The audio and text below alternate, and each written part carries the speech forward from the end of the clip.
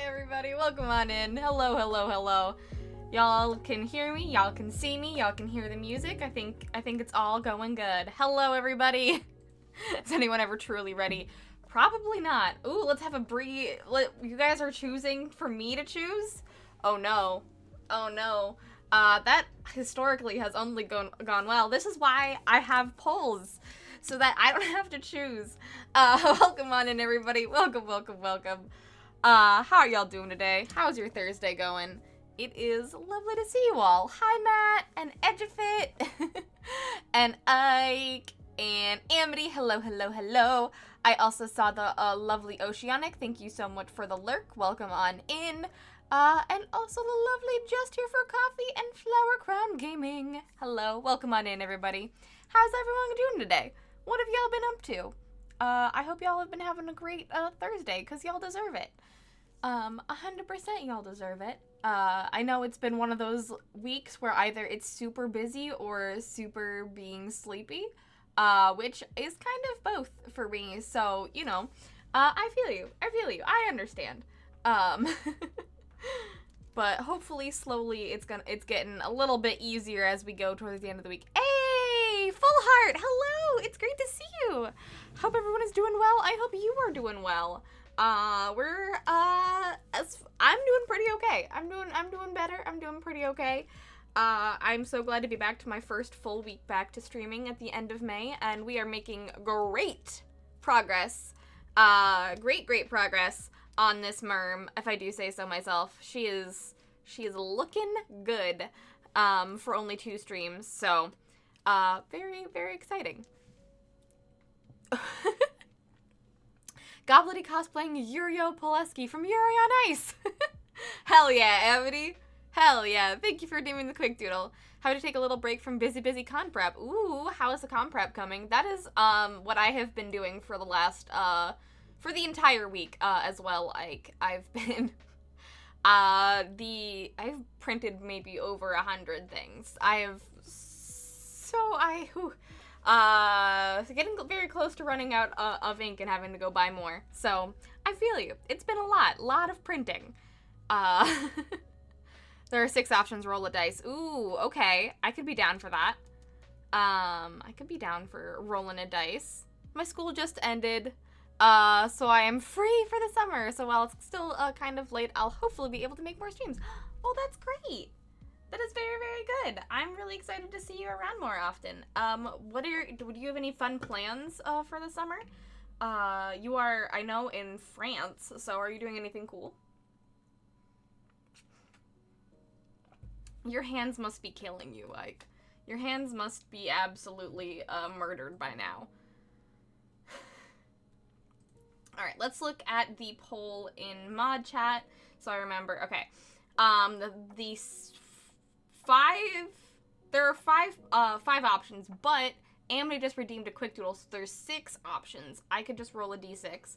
There's Goblins as Destiny Guardians, Goblety as Rey from Star Wars, the lovely Gilly's Concubus that we should have to continue, a Lokig / Essex Closet cosplay, and Anne's Power Ranger. So some very interesting things that I'm very excited to do. Some more recent quick doodles and some very old quick doodles. Very, very exciting. Oh god, not even. I'm just going to chill here pretty much. I still plan on doing a lot of art to practice my skills until school starts again. Whew. And probably get comms while I can. Sweet! If the goblins are guardians, would Gobber be a warlock and John Blinn a hunter? I think Alistair, who asked for this quick doodle, has given us specific roles, but we will find out if we do that one. I think I'm gonna roll a d6.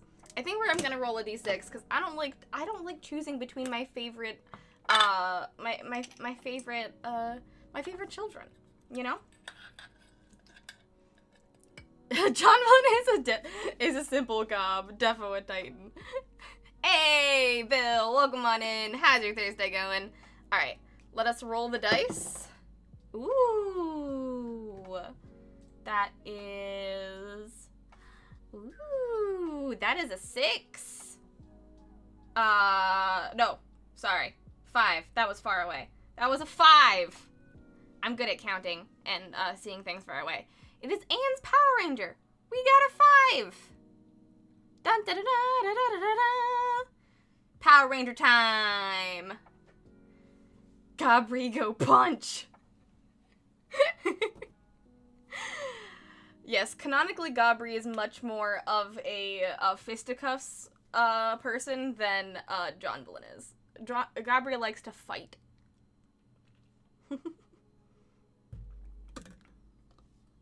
But yes. 5. Boop boop. Gobhart is definitely a hunter. She sneaks around and plays with the knives. Alright. Let me quickly, there's a link in the sheet that takes you to Anne's reference in the Discord. Thank you very much. I was going to ask about that. But before we do a quick warm-up, I'm just gonna, again, welcome you all into the stream and also, tell you on a little bit about what's going on today. If you, have no idea what this stream is all about, that's totally fine. You're totally good. Don't worry about it. Let me enlighten you. Today we are working on a Mermay piece, this specific Mermay piece, our 2023 Mermay piece, because I took a small break from streaming in early May, and every year for Mermay I do a Mermay draw along where I kind of track my progress in my art practice. In my art practice, and I draw the exact same mermaid every year. I've been doing this since 2020. Precision 2023 has been made. Power Ranger time! So we did this in 2020, 2021, and 2022. And this year is 2023. And during this draw along, I invite people watching to either draw along with me as I am drawing currently, or go back and watch the VOD and draw the exact same mermaid using techniques and sort of drawing the same thing to sort of see how far you've come in the years that you've been drawing. Just, you know, for a fun little exercise for May, adding an extra little layer of challenge to it. But also, you don't have to draw along with me. You can just hang out and vibe and do whatever you want. That's also totally okay. But these draw along streams are types of streams where I generally go over my entire process. So instead of talking about random things, I'm going to be focusing mostly on talking about what I am doing while I am drawing, and kind of talking about steps and why I'm doing the things that I'm doing, to sort of just in case anybody is new to art or wants to learn about new styles and techniques, this is a great stream for you. So yeah, that is what we're going to be doing today. But before we do that, we have a warm-up doodle to do, because even if you are not drawing along with me and are just planning on drawing some things today, doing a warm-up doodle is a great way to get yourself ready to draw. Make sure that you're all loosened up and ready and raring to go. Love, love, love it. I will be drawing with you too. Yay! That is lovely to hear. As you can see, this is part 3, so we did our sketch on Saturday, we added these colors and mermaid's lines on Tuesday, and today we are going to be cleaning it up, doing detail work, and doing background work. So, some pretty cool stuff. Technically, Titan is a Hexblade Warlock, but the blade is Fist. I know nothing about Destiny, and I am living for this commentary.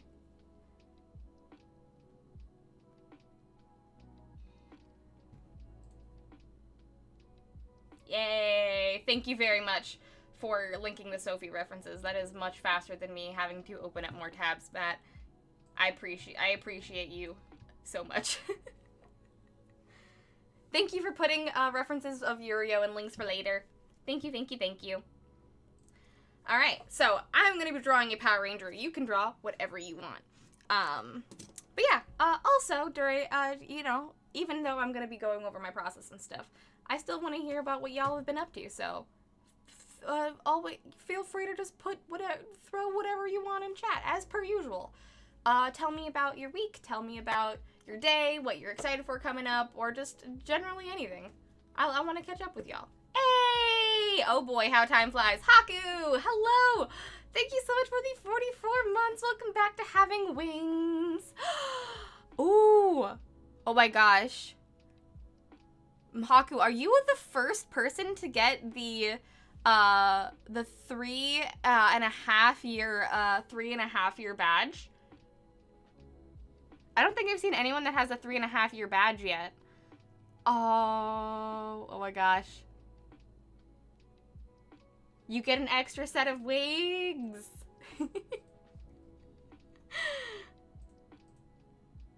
Now how do I get back? There we go.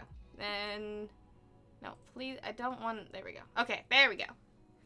I probably am, since I was like the first subscriber, or one of the first. You and Nico might have the 3.5 year wings. I made my raccoon for the month of May. Ooh! Have a very good lurk. Get those patties squished. All right, I guess before we do anything, we need to show this really, really good raccoon, because I saw this in Discord earlier, and I haven't been able to tell you, Ike, but I know this is technically a tailor, but the fact that his eyes are pure black with, like, tiny, tiny pupils makes me think that this is, he's going to measure me and then kill me. I feel like this raccoon is going to kill me, and I love it. This is a serial killer raccoon.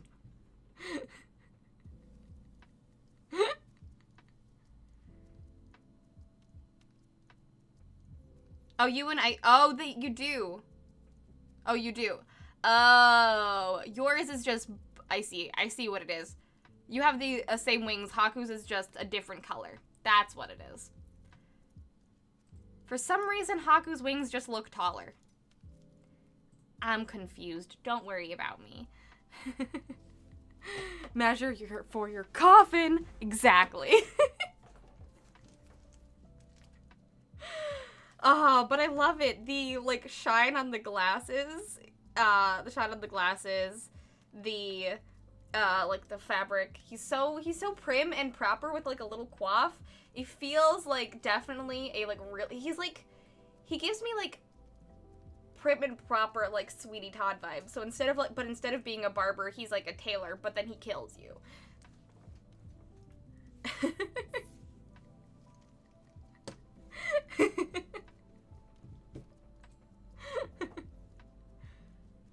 I keep missing y'all so much. I wish I had the time to chill and chat more often. We miss you very much as well, Haku, but also no worries. Life takes precedence, and you've been dealing with a lot. I'm just glad that you're able to pop in whenever you're able to, because it's so good to see you. Ooh, we have a pizza in an oven. Hell yeah. What kind of pizza? I've been head empty, bug only Hollow Knight whenever I'm home and awake. It was a slow start, but I'm making proper progress now. Yay! Well, I get the head empty. You've been working really early shifts recently. If I remember, you didn't used to work early shifts.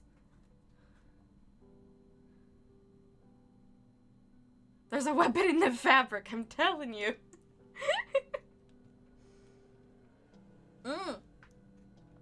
Yeah, maybe he's part of the Kingsmen. You never know. You never know. Thank you for sharing, Ike, and I absolutely adore this very scary tailor. I do every other week. Ah, okay. Okay.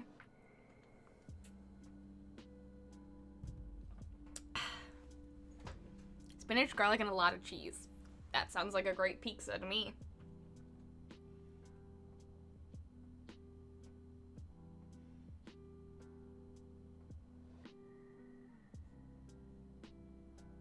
The reason I'm able to chat again is because I'm once again sick at home.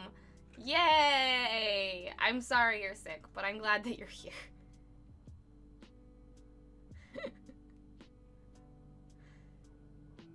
All right, let's get set up for our our warm-up doodle real quick before I just get completely lost in the sauce of chatting with you all, because y'all are fun. Alright, open up my... Hey, Danny! Welcome on in! Hello, hello, hello. How is your Thursday going, my friend? Normally I don't turn up during early weeks because I probably should already be sleeping. You know, I feel like you should probably also be sleeping. I'm so glad that you are here. However, take care of your corporeal form. Unless you can't sleep, then this is a good alternative. Hey! And Leon! Hello, hello, hello. Welcome on in. I hope you are feeling a little bit better and that the blankets and cold medicine is helping. I just woke up. I did a nocturnal. Ooh. Did you do anything fun or... or did you just, you know, the usual stayed up until the beginning, until the beginning of the morning and being like, well, shit. Destiny login attempt take 2. Good luck, Ike. Good luck. Brie, you should play Neopets. I keep getting you gifts. I did a Neopets. I see. You did a Neopets. I understand.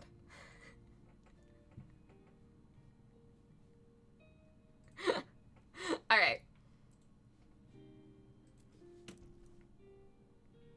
Let's begin this quick doodle in 5, 4, 3, 2, 1. Let's go. I really do need to do Neopets. I've been thinking about it, and, like, the only reason I haven't started, Danny, is because, I've been, most of my spare time of not working has been playing, Tears of the Kingdom.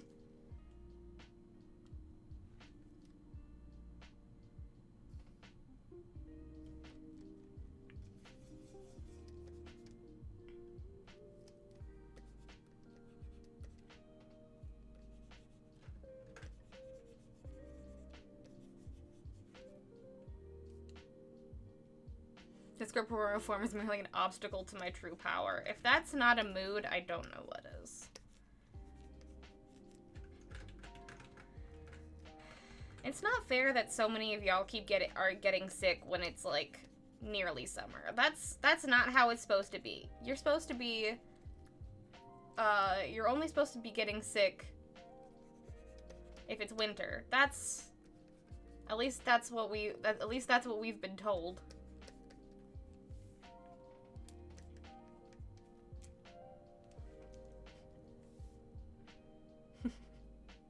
Ooh, we have bachelorette party shenanigans this weekend. What are the shenanigans?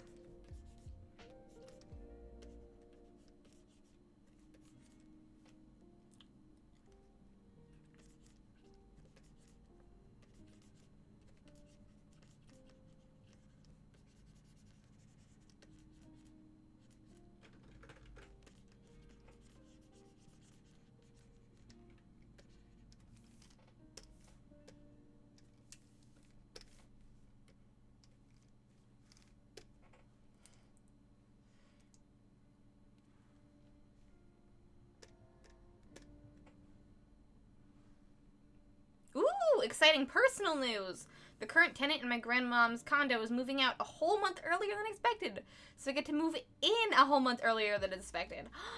I'm gonna be a whole ass adult with my own place because of the kindness of my grandmom. Oh, that is so great! Congratulations!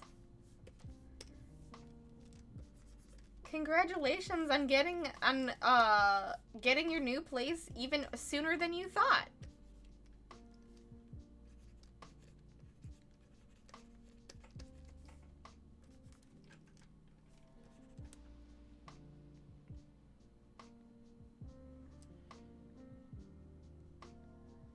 I don't get sick often, but when I do, it hits me like a truck and I'm out for a few days. I feel that. I'm sorry you had to take days off, but I'm glad that you are resting up and taking care of yourself so that you can have a good time at your sister's bachelorette party.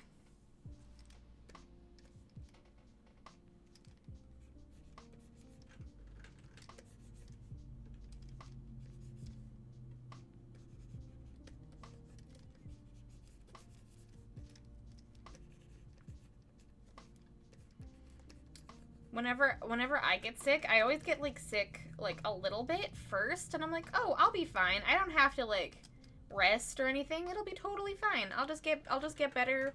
I'll just be a little sick for a few days and I'll be fine. And then without fail, every single time, I get absolutely like even worse sick a few days later. And I'm like, I should have just rested. Maybe I could have avoided this.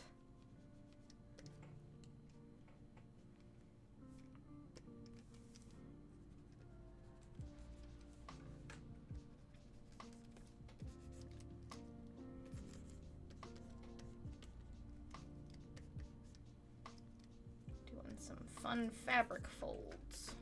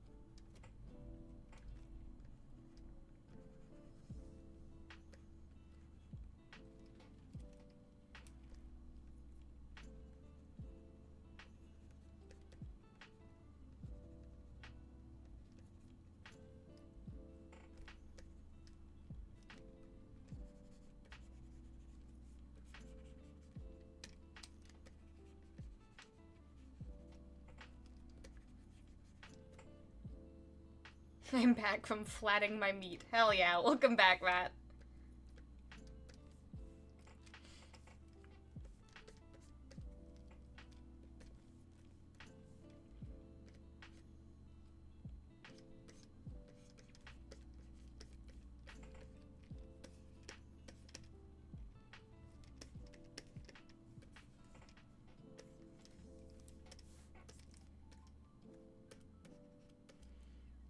I usually never get sick, but in the last year I was nearly always sick, mainly due to COVID and pneumonia, and if that was enough, a big-ass lung emergency, and now just whatever else my body fancies, I guess. You've hit the point where you're like, I never get sick, and then a year happened, and you're like, well, I've been sick this entire year.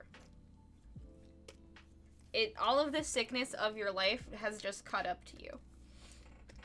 That's the only explanation.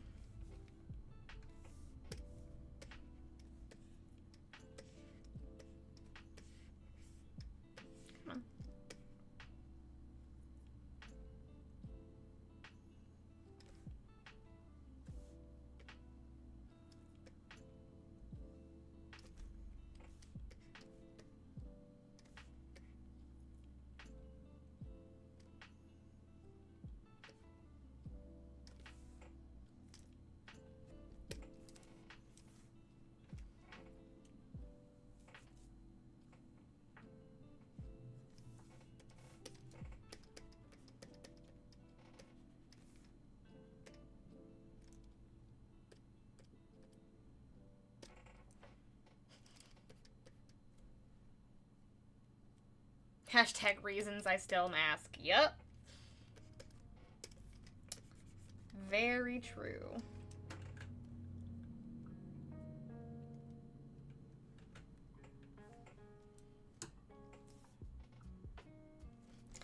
But I need this Mortal 4 or else I can't interact with the physical world. If that ain't a mood and a half. It would be so nice to be able to trade in your corporeal form to, like, get a better one, but at a certain point, you're kind of stuck with what you got. in. How's your Thursday going?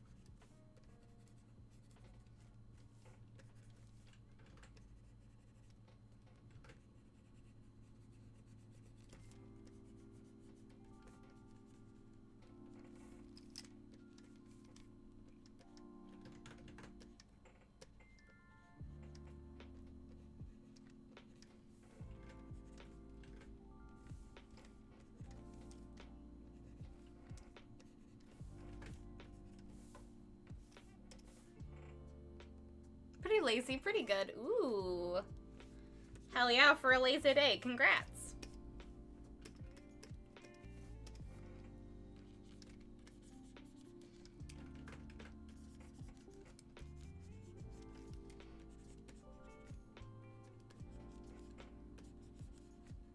Lazy days are always the best.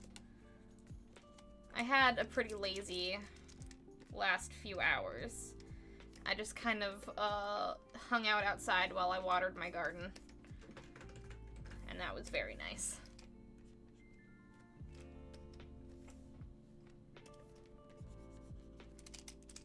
While I let my printer run. Did all my productivity early today, so it's kind of like I did nothing today, which is the best kind of day. Oh yeah. That's definitely the best kind of day.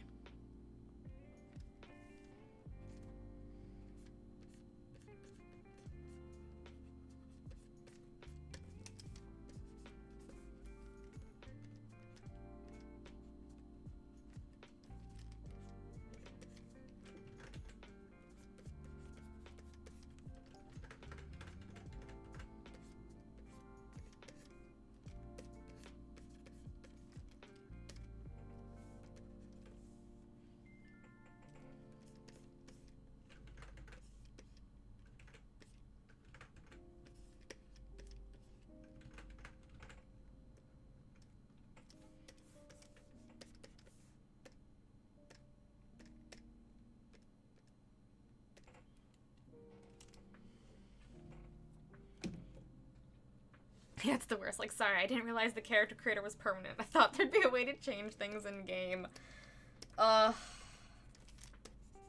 They really should put those types of warnings in the manual or in the tutorial phase of the character creator, so you know what you're getting into instead of being completely surprised that there's no NPC out there that can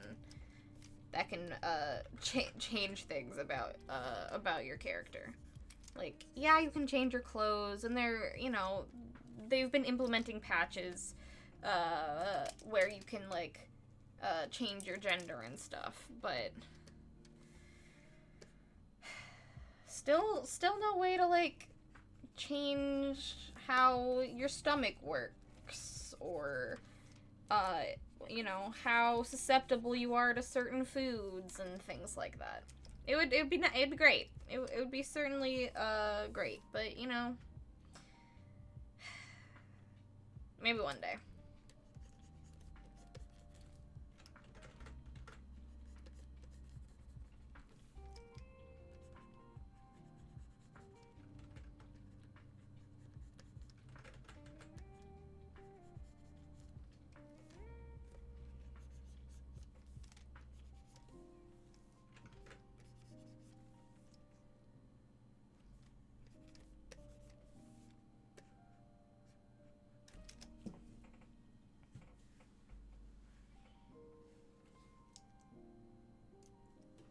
You got a manual. Hi, Cactus Hugs. I realized that when I said manual, I was like, you know, that is weirdly an outdated reference. Don't get me started on needs. How you doing, Cactus Hugs? Welcome on in. How's your Thursday? Trying to claim on the warranty is a big problem. And spares availability. Woof! Exactly! There's like... You'd think they would have a better warranty program. Given how long the, like, game is, you'd think there'd be a better, like, warranty, for, you know, because how long the model is supposed to be, out and about. But no. The worst warranty program I've ever seen. Realistic dietary customization in videos today! God, it'd be great. Customize at any point what kind of foods you want to eat, or what you can eat, or what you like to eat. Also, I only have 5 minutes left. Uh-oh! Speed drawing!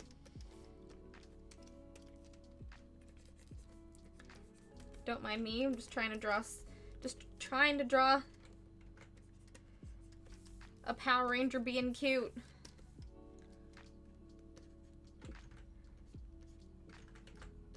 Because this doodle, Anne asked me to draw her Power Ranger character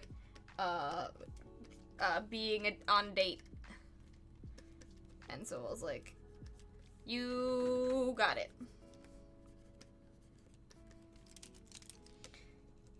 So she's on a cute little beach date.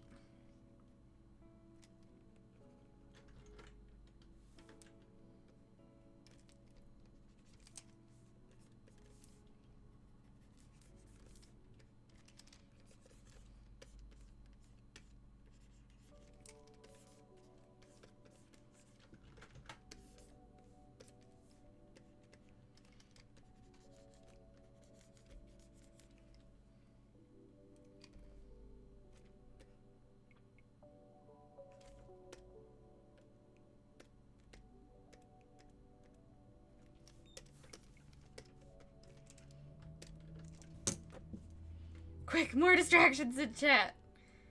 Quick!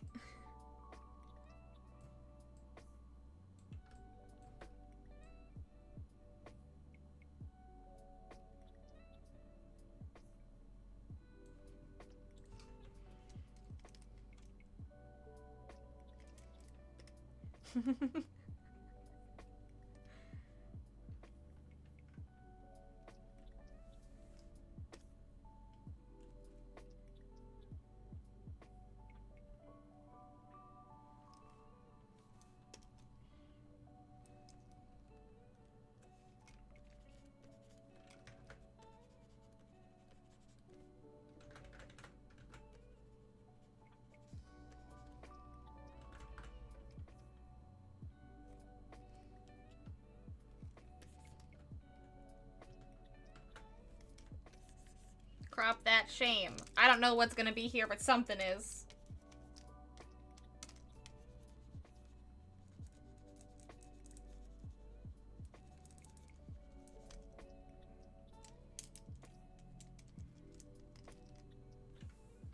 Ooh, actually, I have a better idea.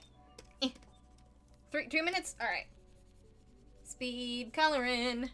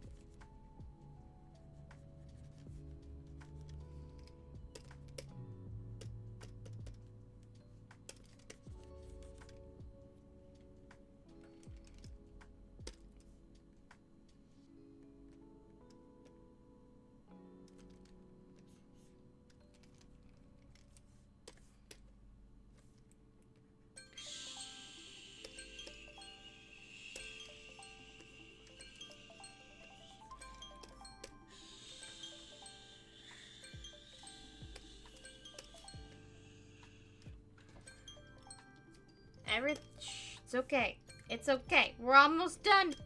We're almost done.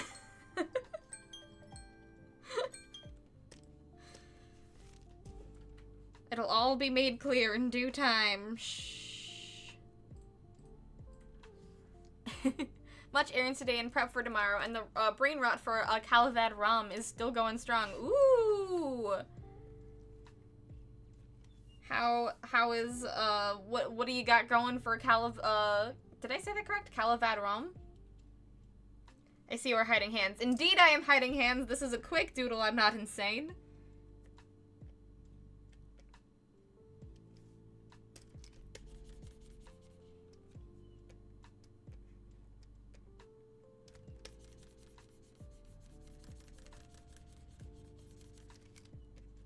I at least just have to do the color of the dress because Anne specifically asked me, specifically had a dress in mind.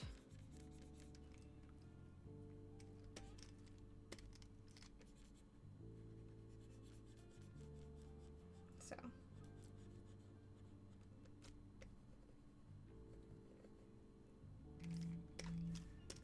It might not be pretty, but it's something.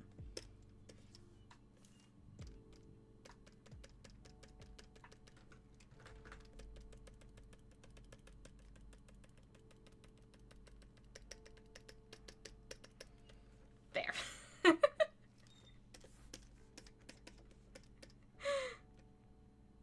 There we go.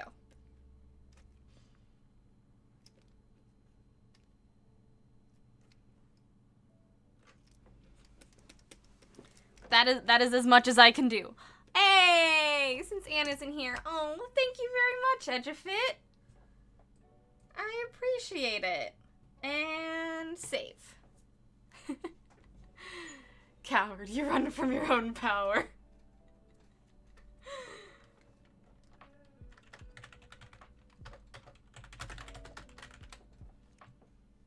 Save. Whew, alright. That's a pretty good warm-ups, especially since we are trying to, for this, for Mermay, we are trying to focus on composition rather than anything else. So it's a good composition, heavy doodle for framing and all that. God, I can't state how happy I was when I managed to make that one hand with 6 fingers that only looked a little off. I'm honestly very impressed. Trying to add 6 fingers to a hand is very hard. Having 4 fingers to a hand looks pretty okay. 5 fingers is good. 6 fingers, very hard. Bree's alarm makes me hungry, as it's the same alarm I use for food times. Sorry. That is it is my alarm for everything. I'm lazy like that. Coward, you're running for your own power. Look, it took me maybe like 20 minutes or more to do this hand and this hand on the last stream. If I'm gonna do a quick doodle, it'll either only be hand or I gotta hide the hands. What I miss in chat. Ursa came in. Thank you very much for the 20 months as well, Ursa. Welcome back to Having Wings. I really appreciate it. A bunch of tall grass is blocking the arm. Oh yeah. Just a nice old bush. Just a nice old bush.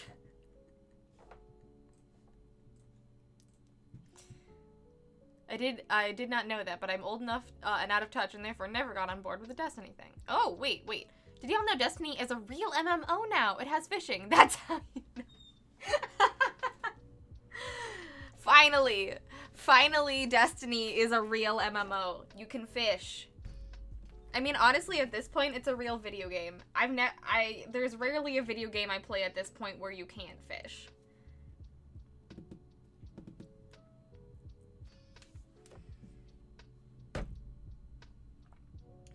The the way those character flash beneath Bree looks like most of them are just standing on that one branch. Oh, I thought you meant that I was, yep, you're right. I was like, what are you talking about? Oh, you mean the art right here, yes. It does kind of seem like they're all perched on that one branch, just slowly rotating through. That's pretty funny. That's pretty funny.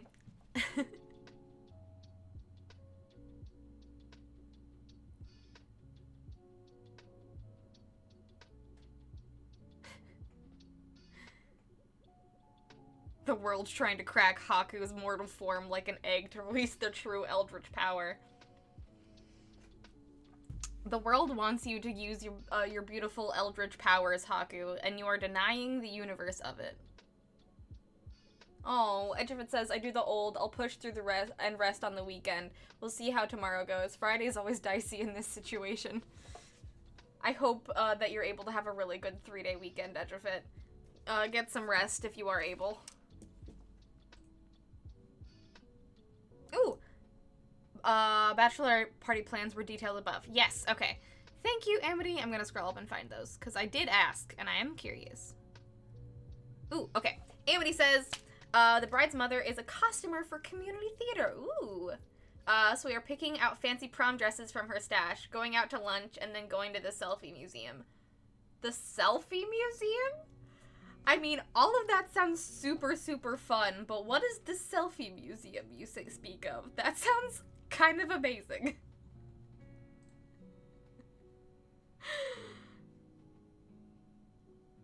A hand in the bush is worth 2 on the arms. Ayy. Okay, I'm sleep. Good night. Good night.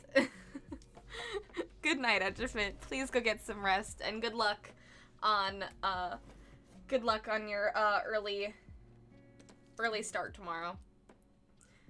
Ooh, all right. Ursa's giving us some world building. I will read that in just a sec. I think just so I don't spend the entire first half of stream being completely distracted like on Tuesday.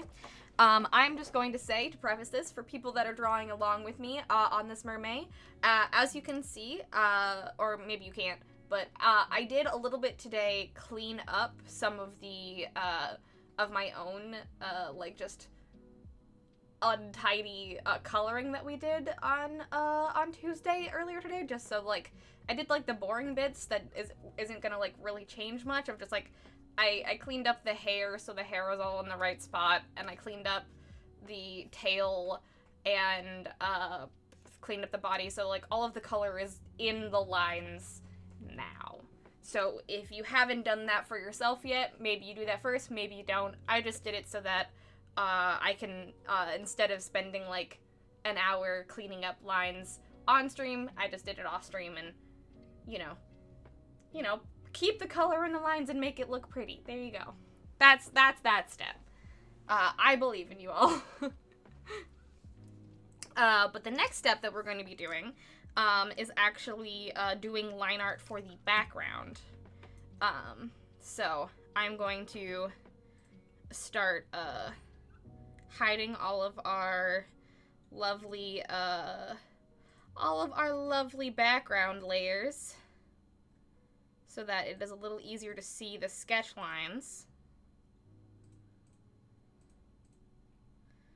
of the background.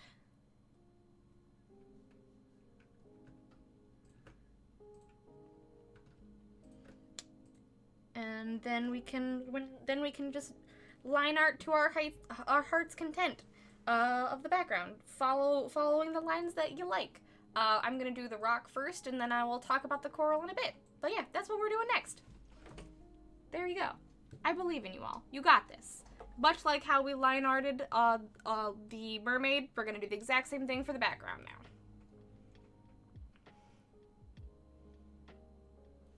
now. I know, how dare I work on this off stream.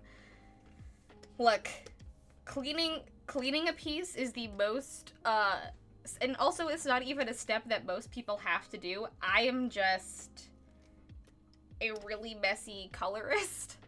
And I do color first, so a lot of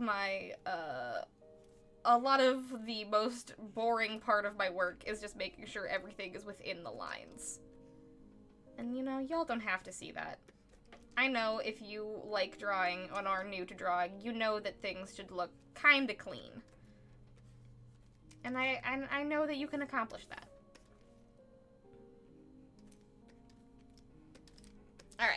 Alright, let's read what Ursa's been up to, though. Alright, Ursa says, so, Brayton went on a full tilt deep lore dive last night at, like, midnight. I was very surprised today, Ursa, when I woke up and there were 68 messages in the general chat, and the first of which was you saying that you got inspiration at midnight, and I was like, oh, I am so excited to read this. I'm so excited to hear all about this later. So I am pumped. All right. At midnight, and it has since developed into a fully fledged lore connection between like 6 of my characters. Oh, that's fun. That's fun. So Rom, when first thought of, was tall, thick CEO tiefling boss dad. Is Rom the guy that you had Ike draw recently? Because if so, daddy, and doubly if so, I want to know more about him, because he's super fucking hot.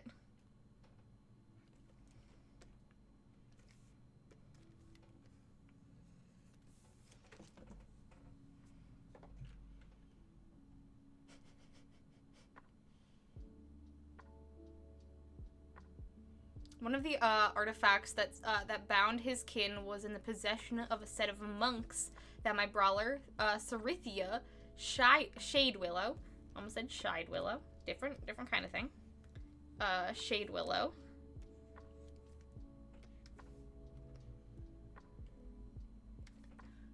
was studying under, and he decided that what better way to get this artifact than to hire an old friend who specializes in particularly debilitating poisons, Selena Mox. And then Brain has just continued from there. It sounds like you're writing a prequel plot to, like, you were writing a story before, and now you are writing a prequel series. Which is pretty fucking dope. Yeah. Basically what I'm doing for this line art, if you are drawing along with me, is just, following the squiggles, that we sketched out of the background earlier, because, the lovely thing about background, and specifically drawing, like, rock, is, that it doesn't have to be, like, smooth or clean, like the body parts we drew, on Tuesday. It can be messy and bumpy, and that'll give it the rock texture you were looking for. So, just make some fun bumpy squiggles. And follow the lines that you drew before that you like.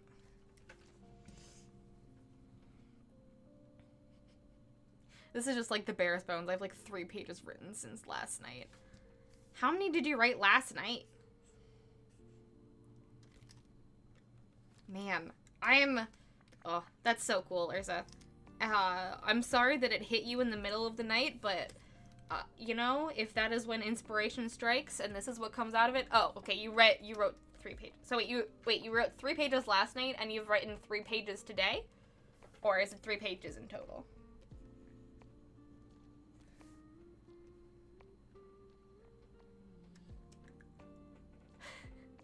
Ooh, last night Alistair and I went fishing in Destiny, and I talked about the lore I'm working on for my Exo Titan character. Ooh! What lore do you have for your Exo Titan character? Is she the one that you posted art of later? Earlier?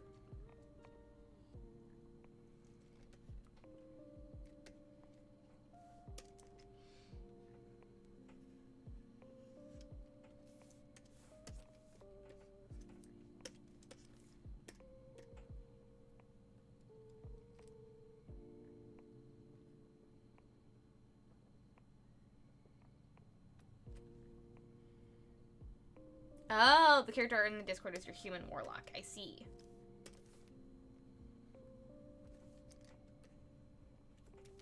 I mean, she is cool too. But heck yeah.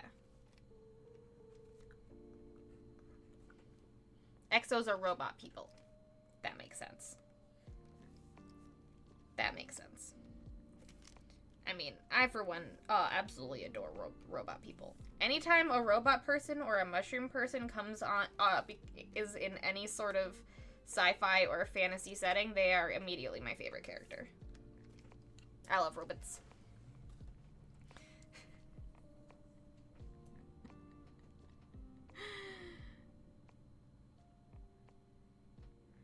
Ooh, the Selfie Museum is a venue with lots of different rooms / sets to take. Oh, cool! So it's just like it's like a picture studio where you can just go and take pictures of you and your friends. That's super cool. That's a very cool business model. Where is that? Is that in Rochester?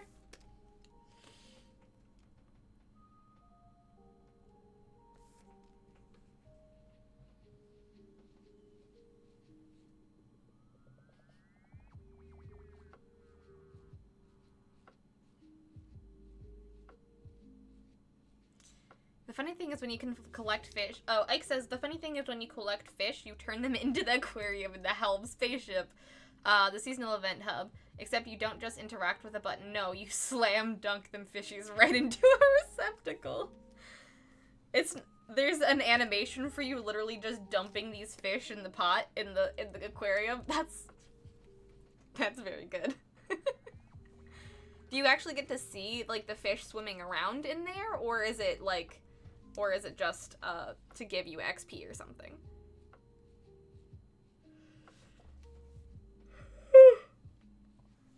Pardon me. As I said at the beginning of stream, I am Speepy. Hey, Messa! Hello, hello, hello. Welcome from the Lurk Shadows. How are you doing?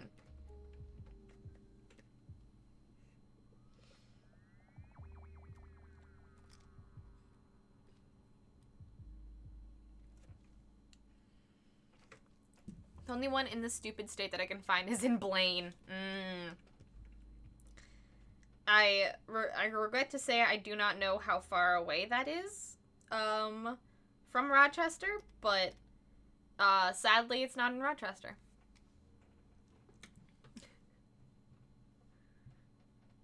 Ooh, Full Heart says, I'm drawing D&D stuff right now myself. My party is going to the Abyss soon, so I'm drawing a plot prequel comic. All of y'all go so hard for your D&D games, and it makes me very happy. Also, because, okay, first of all, Full Heart, the fact that, because you're going to the Abyss soon, you are drawing a plot prequel comic is kind of fucking great. And I don't know anyone else that would do that. And also, all of your, like, cinematic photos that you've drawn of, like, your D&D party, or, like, the places your D&D party goes are always so beautiful. I would love to play for you one day just to be showered in your awesome art.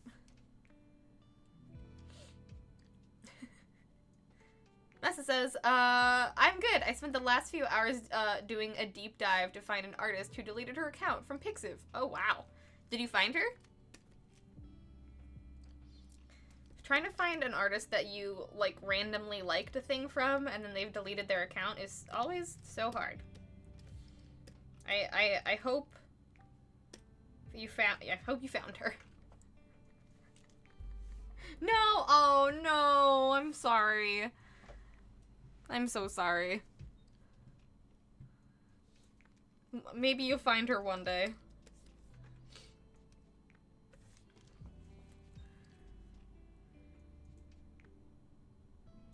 Ooh, oh my gosh, so much lore to read.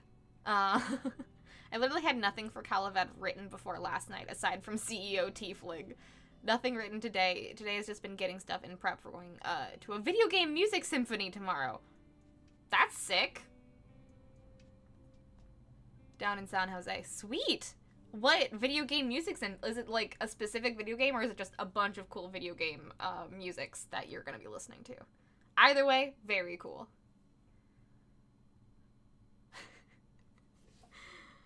CO Tiefling is also a great base to jump off, to be honest.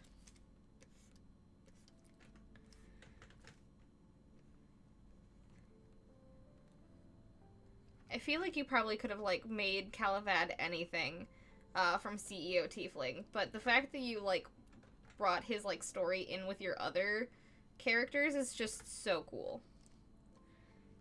Also, now I am trying to draw, starfishies by using a similar technique to what I did for, for the rocks, of not doing clean, crisp, straight lines and making like silly squiggles to sort of show that it's has texture.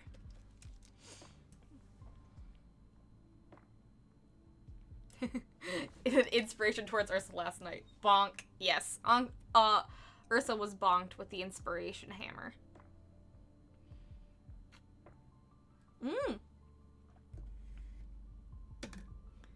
You're very welcome, Full Heart. It's so cool. Whenever I'm just surrounded by so many cool DMs as someone that doesn't DM often and wants to, mainly just because of time and things like that. But I have so much to live up to. Y'all do such cool things for your players. Scribbler! Party! Hello! Thank you so much for the 25 months, Scribbler. Welcome back to Having Wings. How are you doing? How's your Thursday going? I am currently doing as much background line art as I can, while chat absolutely lore dumps on me about their cool characters or D&D worlds.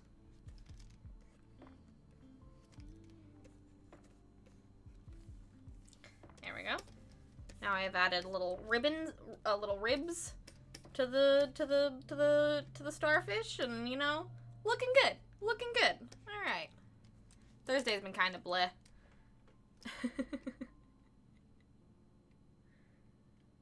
I'm sorry that it's been kind of bleh.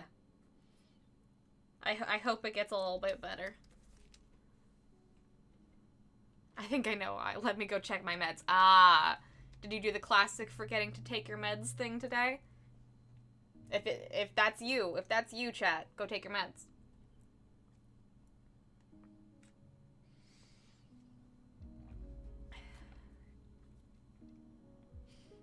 Bunch of different music, like Final Fantasy, WoW, etc. Sweet!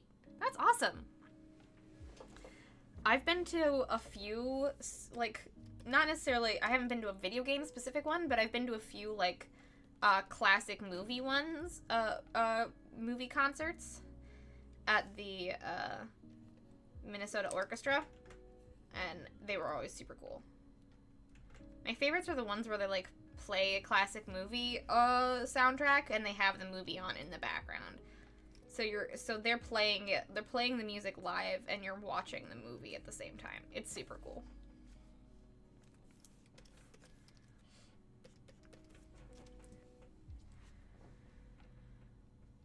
Alright, let us read some Ike lore. Alright. Ike says, I'm thinking my Titan's name will be Tycon16, with exo the number afterwards, is how many times their memory has been reset. Ooh, essentially a new lifetime for them. That's kind of cool. That's fun world building. Are you gonna go deep into it, Ike, and like try to like map out what all of their lifetimes have been, or are you gonna not figure out what their lifetimes are and just sort of see how the role play plays out? Well, that would be why my brain is mush. Go take your meds, Scribbler. Unless it's too late for that, then just write out the day. You got this.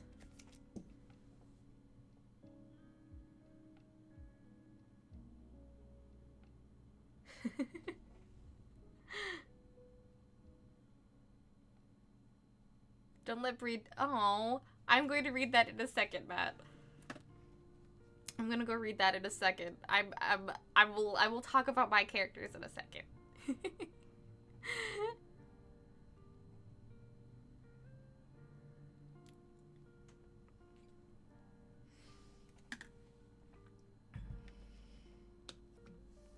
Ooh, Mesa says, I missed an announcement. New Story of Seasons has been announced alongside Rune Factory 6.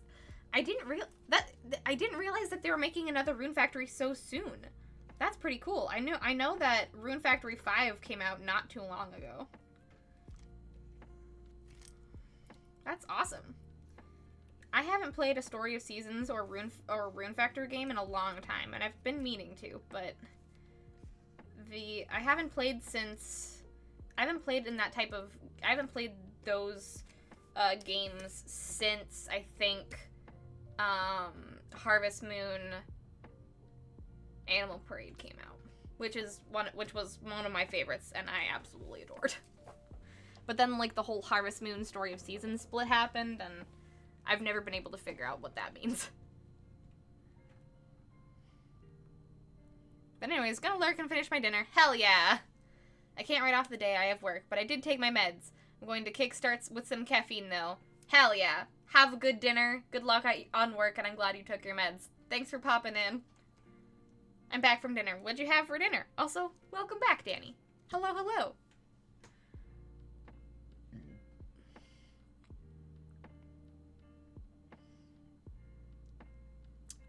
I would love talking about my campaign also, but 2 of my players are in the brigade and I don't want to spoil. That's very fair. I don't know if either of them are here, Haku, but that is very fair. Just in case they pop in. It's better to be safe than sorry.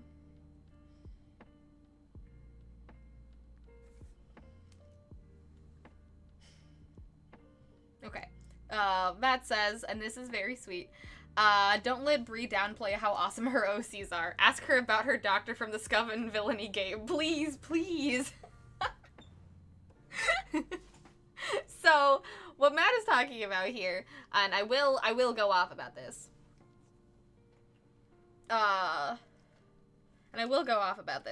Is that, recently I have been playing in a Scum and Villainy game with Matt, John, Murphy Pop Art, and, Jake from Q Times, in order to playtest, a setting, or a system that Jake is trying to, like, make a fun game for. That's all I will say. And, and it's been super, super cool and super, super fun. But we had to, like, choose, you know, our characters and, like, based on, like, a playbook. And, generally the kind of characters I play are very, magic heavy, and since it's a Star Wars skin type of game, like, it would be, like, a Jedi, but Matt chose the Jedi variant, the psychic variant, so I was like, okay, what other kind of character can I play that's, like, weird, magic-y, and, like, a little bit, off? So instead of choosing to be a, like, magic user, I chose to be a doctor. So I'm the Stitch in this game, and, you're supposed to have a flaw. Every character is supposed to have a specific, like, fatal flaw. And so, I kind of built my character around, the idea that, as Matt said, she is more, curious than cautious. Which means, and also is, like, a doctor on, like, a sort of completely, like, mercenary is not the right word, but mercenary-esque, adventurer spaceship. And so a lot of people, either come onto our ship and die. And it would be such a waste to just throw their bodies at the airlock. They could have cool bits about them.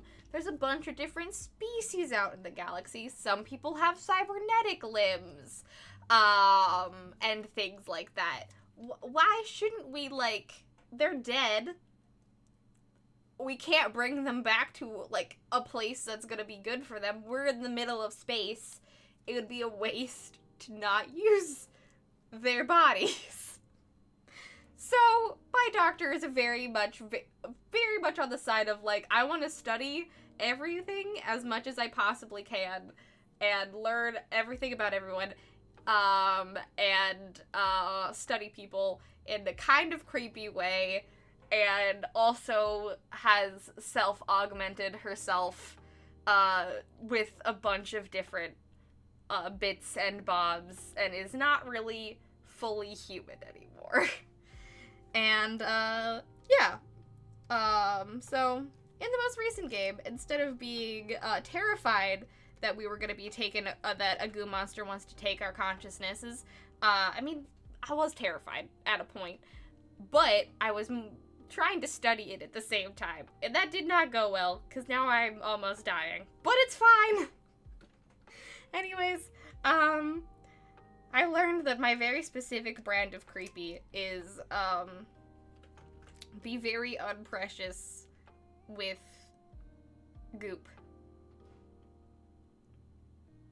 And take my fascination with learning about people and bodies and culture and making that creepy. Ta-da! That's my lore dump for you guys today. It's fine. You can't be scared of body horror if you're the one making the body horror. Right?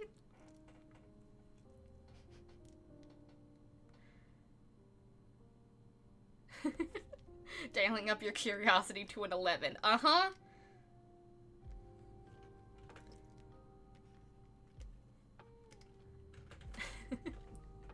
Alright, now for you just to let y'all process that, let's read some other things that y'all have said. I just really like playing creepy characters. I usually try to play creepy, wholesome characters.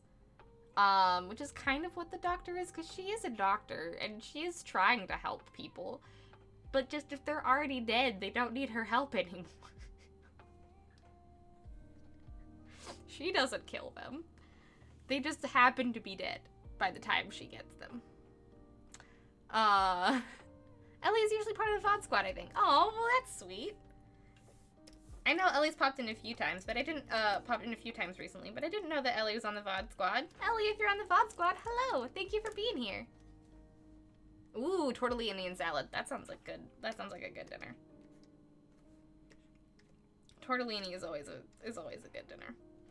Alright, I think what I'm gonna do, I started kind of, like, trying to, like, come up with, like, some shapes over here of what I wanted the coral to look like, but I think what I'm gonna do is turn on the layer that had all the, like, that had my coral on it, and sort of kind of base things off of the, base its shape off of, the colors I put down instead of, just trying to do line art based off the sketch. Sometimes I try to do more, sometimes I go based off of sketch lines, and sometimes I go based off of color blobs. It kind of depends on what I'm feeling and what my brain allows me to focus on.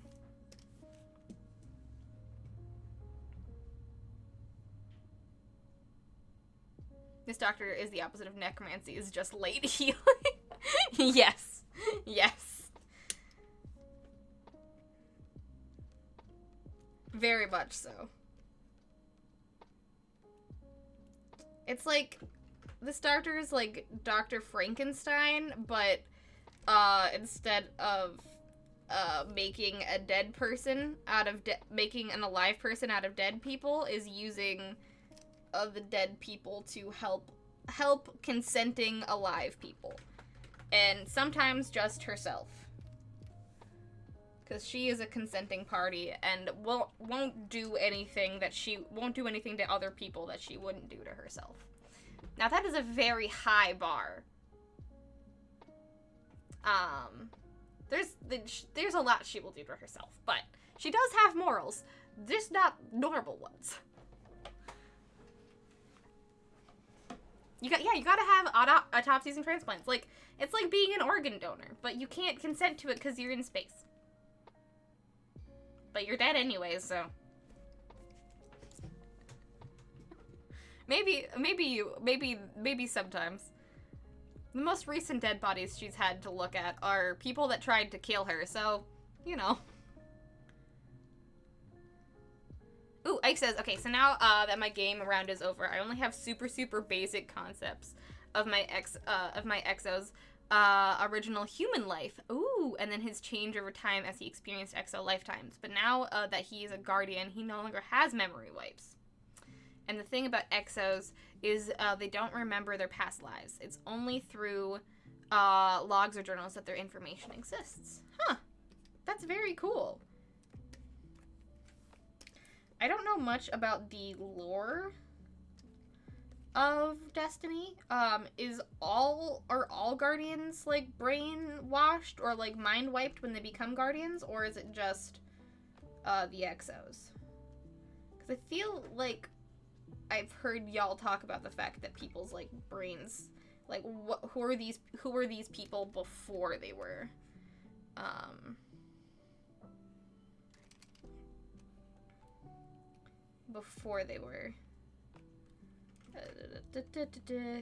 guardians. I can talk and draw at the same time, normally. Maybe not today. We'll find out.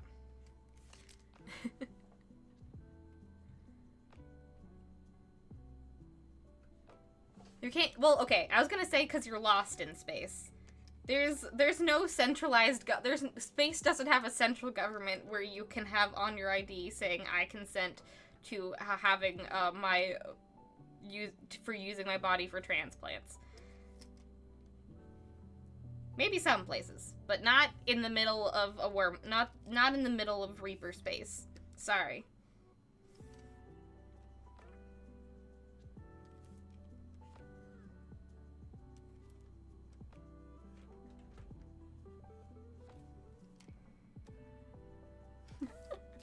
Ooh, Mesa says, I also have a robot character called Malara. She's from an Earth colony where machines are equals. She values all life and sees herself as inferior because humans have souls. Aww. In my book, she becomes the magical girl of life. She underestimates herself. That is adorable. I love that. The stories where robots value human life over their own because they're like, well, humans have a soul, and then it turns out they also have a soul, and I'm a sucker for it every time. Just like, yeah, buddy, don't worry about you don't need to have self-confidence issues. You're great. You're a real person just like everybody else. Adorable.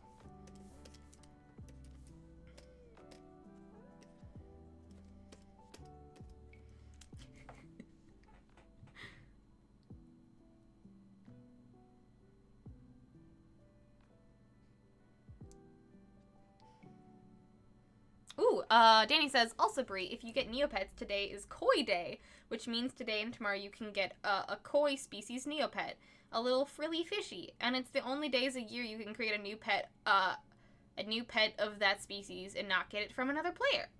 Huh.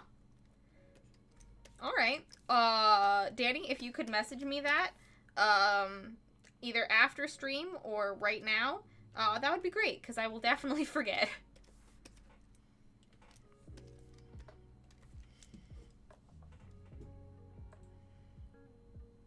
That's adorable.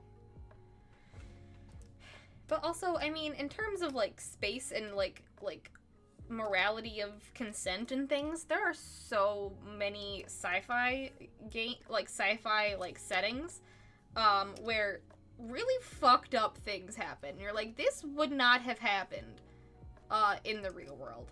But it's happening this way because, well, honestly, space doesn't have a centralized government. And if we just think and if it's just like, you know, Anarch era where anything's fucking possible, then consent is hard to come by. And it really depends on, like, people's, like, regular morality. And as we know from from Earth, not everybody has that morality, which is not great.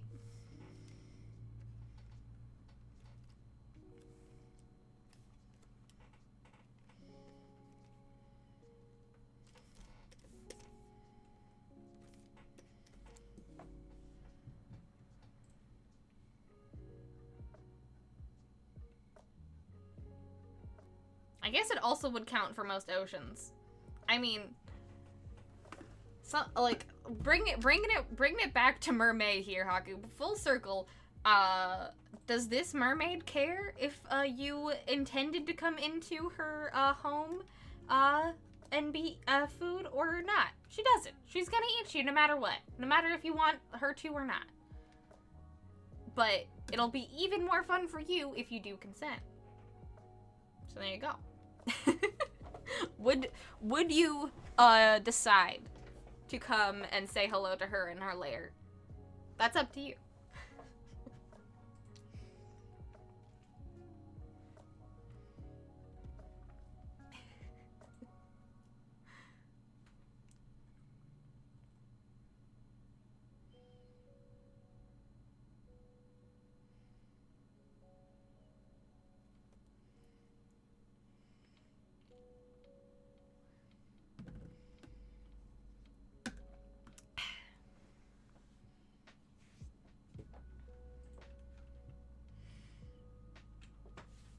I'm pretty sure the water pressure would get me first. It probably would. Penny Crabgrass evolves into a whole species of plant people, filling the stars, campaigning for the rights of individuals and the need for consent. That would be great. Maybe I should make the Arborians really, really care about consent and bring that idea to life.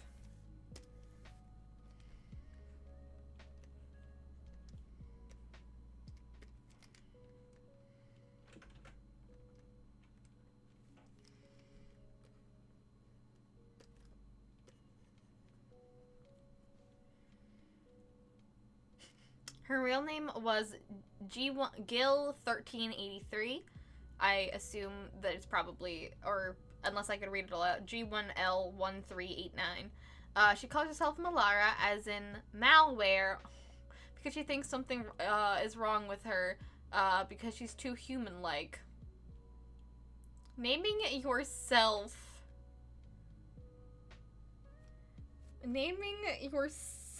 malware. Oh my god. That sweet bean.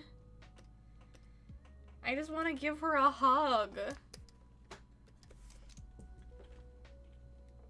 She deserves a hug.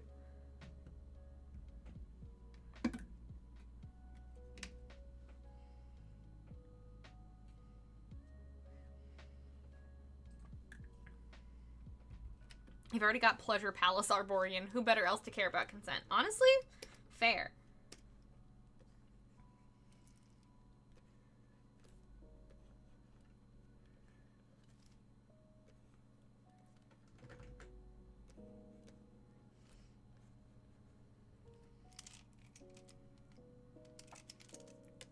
You're not wrong.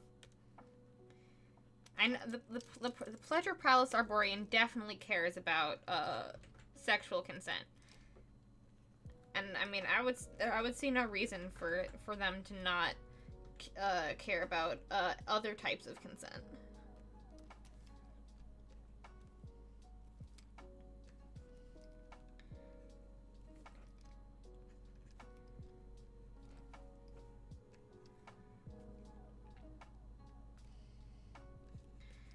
Honestly, most of my PCs can be traced back to how do these people in what era of anthropology would these people be in terms of their morale, in terms of their scientific structure and beliefs? The Doctor is definitely not a modern researcher or anthropologist, because they definitely have some real questionable processes and ways of thinking. Oh, have a very good rest of your day, Haku. No worries at all. I hope everything's good.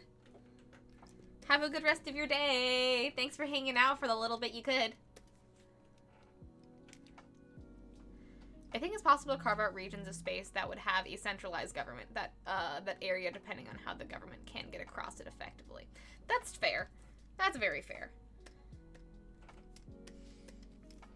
There's probably definitely places that are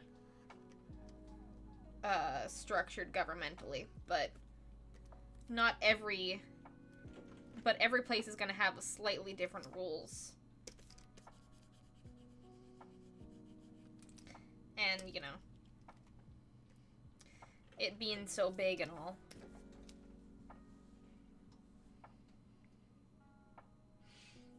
Ike says, the morality of Guardians is a little sus in the first place. Yeah. I'm not surprised.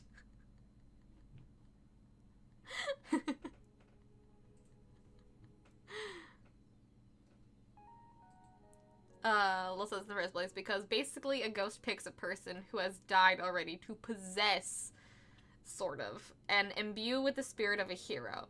As much as I understand it anyway. So the person the dead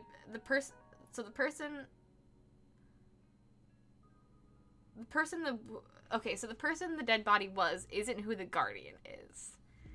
I see. So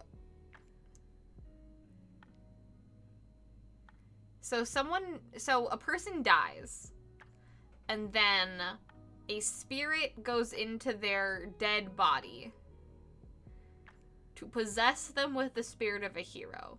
And so now it is a completely different consciousness in the same person's, in a person's body. Interesting. That is definitely a weird moral question as well.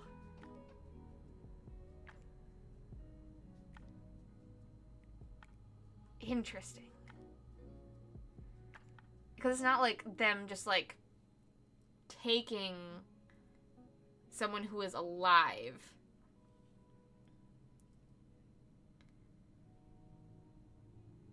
and, like, erasing their memory and stealing them. It's doing it to a dead person's body.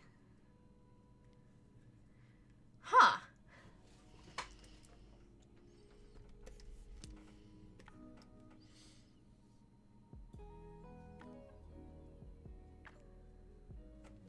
Intriguing.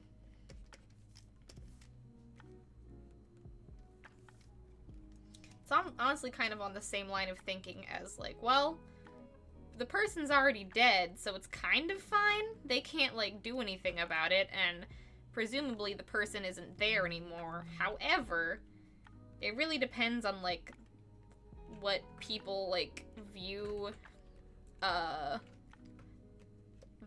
how people view the, like, desecration or handling dead bodies and leftover bits of people.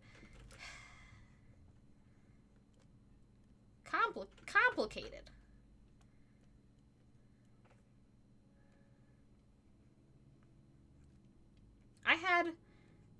I'm just gonna start, the morality of life and death and burying and what to do with dead bodies and if people are in there and blah blah blah blah blah is such an interesting concept, and it's getting me to start thinking about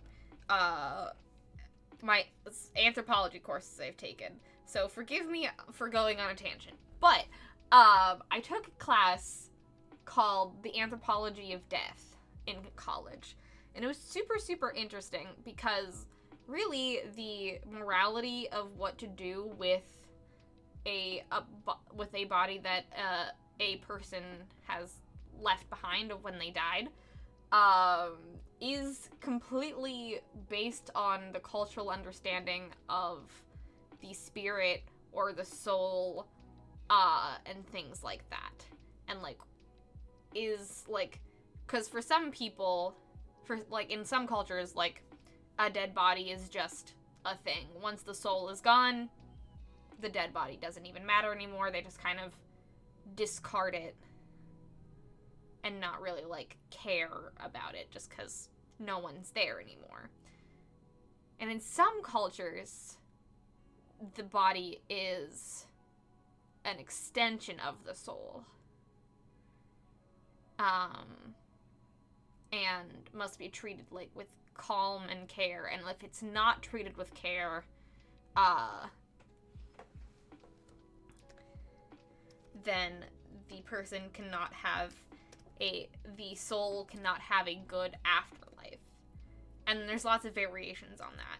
And one of the more interesting, cultural, like, uses of, a dead body is it's part of a person's soul, but also it holds until it is at least partially consumed.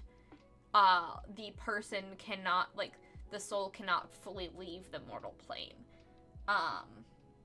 Which is super interesting. And so there's a few cultures, I don't remember exactly what ones, where people, ritually, eat, like, not, like, a lot, but, like, ritually eat, like, a little bit of a dead person's flesh to, start the, consumed process of, like, taking in, like, the power and the soul and holding it within themselves, and then giving the rest of the body to, like, animals and nature to consume, so once it decomposes, then the soul can rest. It's really interesting.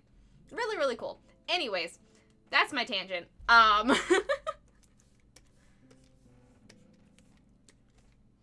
The morality of what to do with the dead body is completely cultural, and it's so fucking cool. Anyways, yeah. The Klingon culture, the body is nothing. It can be discarded because the spirit is gone. Yes. There are real human cultures where that is the case, but I will also say one of the biggest, I did specifically think of the Klingons when I was giving that example.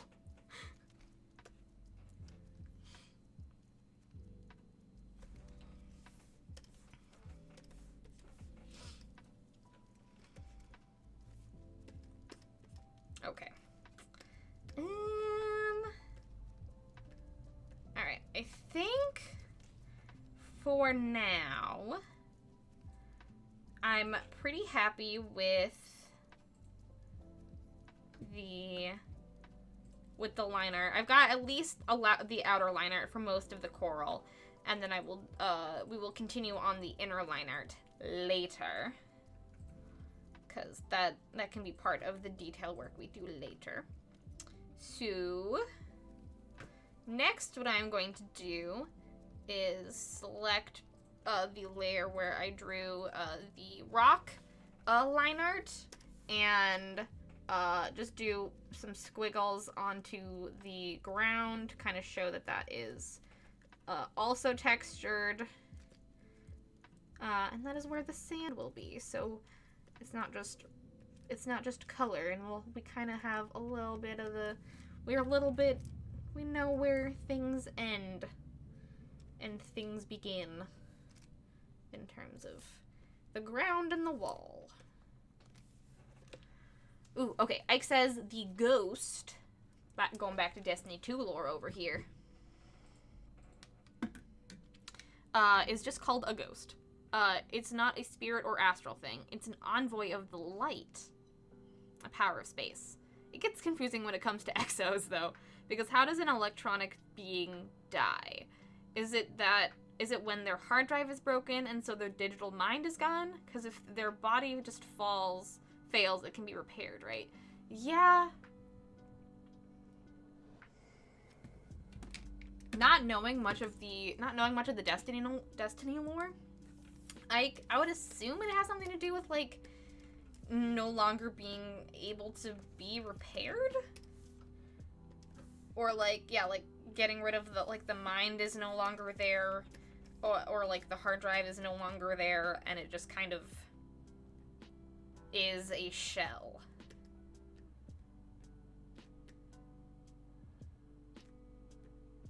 But, you know, maybe that would be my assumption. Again, knowing nothing about this game.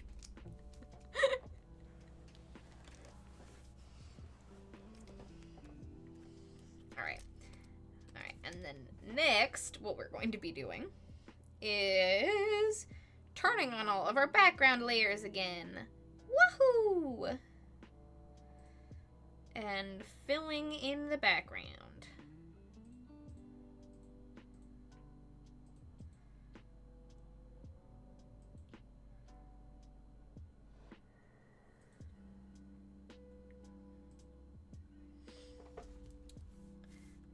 Look at that. Alright.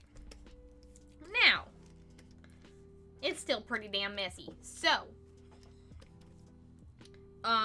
what we're going to do next, this sort of middle part of this stream is a lot of just very, tedious work.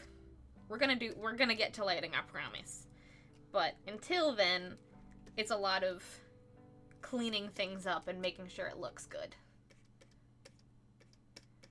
Which, if you are much better at coloring within the lines than me, you can completely skip this step. But if, like me, you are very bad at coloring in the lines, this is a very necessary step.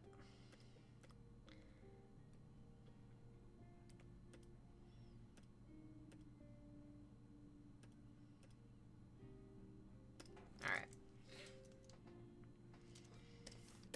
Alright. Now, basically, what I'm just gonna do is go through and select all of the places in the background where color is and make sure that they are fit in with the lines. We're just gonna clean it up a little bit. And then after we're done cleaning it up a little bit, we're gonna get into doing detail coloring! With, like, doing gradients and shit. Very exciting. Very exciting. Ooh, on my world of Anai, says Messa, the soul leaves the body to go to Zane, but the people have a ritual called the Long Goodbye. They first let the body be dissected, so the skull is separate from the body. They have crystal eyes, which are removed and cleaned. The rest is cremated for the first time and mixed with holy clay. This is then formed on the skull with a candle, and then the skull is placed on an amethyst on a pillow in a box with precious possessions of the deceased. That's pretty cool. Man. Doing death rituals in world building is super fucking sick.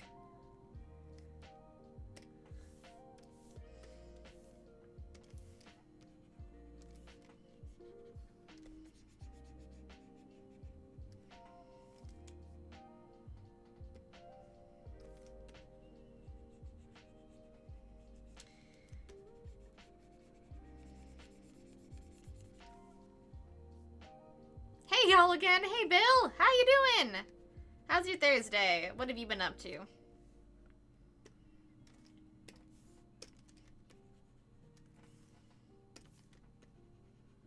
And welcome back, by the way. Welcome back. I got on a tangent talking about death and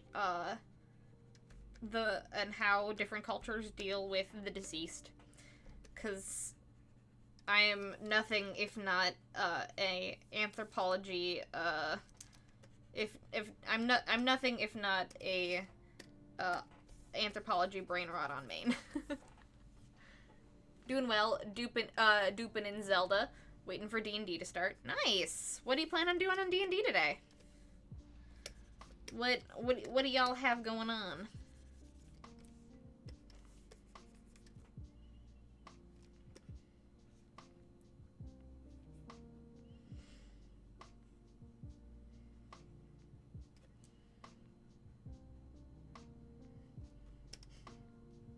So I cast Fist. Yes. I cast Fist.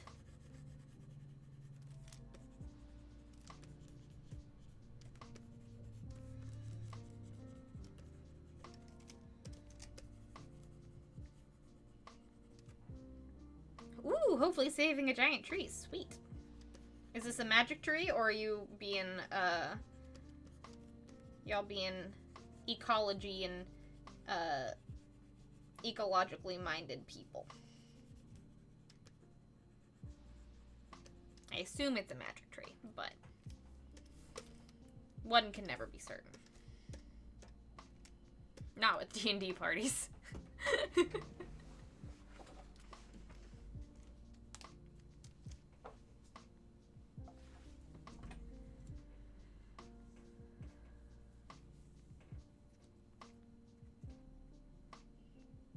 Ooh, we're playing a Ravnica Magic the Gathering setting, and Celestian and Enclave has been taken over by some demonic force. Ooh. That does not sound good.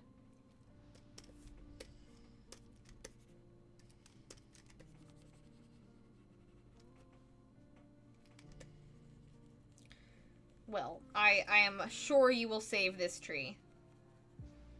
The demonic force will stand no chance. Do you know what the demonic force is? Or is this something that you'll have to discover in the battle?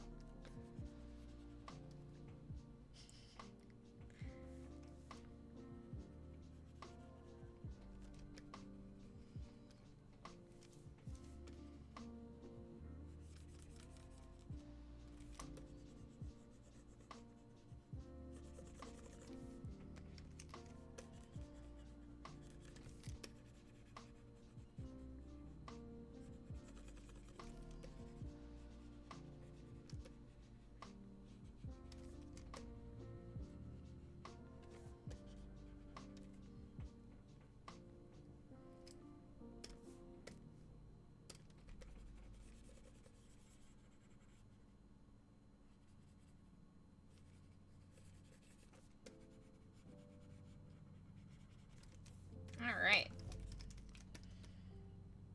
Okay.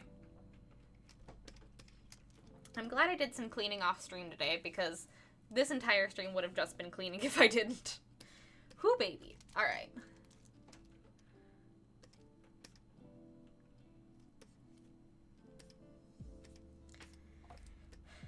I feel like this is probably why art takes me so much longer than some people, because I just am incredibly unprecious with how I do color. Or incredibly unprecious of how I do base color. Because, like, detail work coloring and things is, like, I'm very precise about that, but just doing, like, base color stuff, I'm very much, like, just slap it on the canvas and keep moving forward.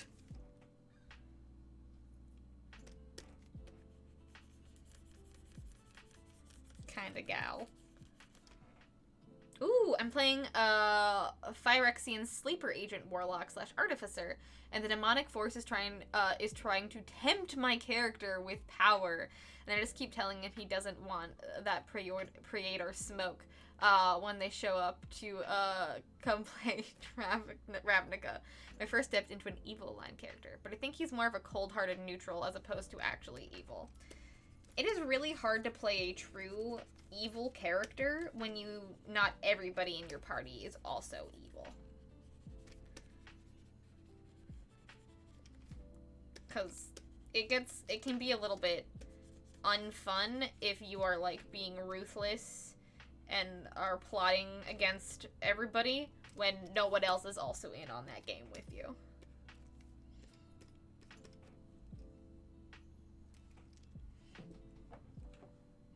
I've never tried to play an evil line character, but I definitely have a good time playing characters that are not morally upright. Just being like, oh, this is a little fucked up, but I'm gonna do it anyway, or oh, it's fine. Like, it'll all work out in the end. I don't have to do the right thing all the time. Those are very fun characters to play, but playing like a truly evil character is very hard if not everyone signed up for that.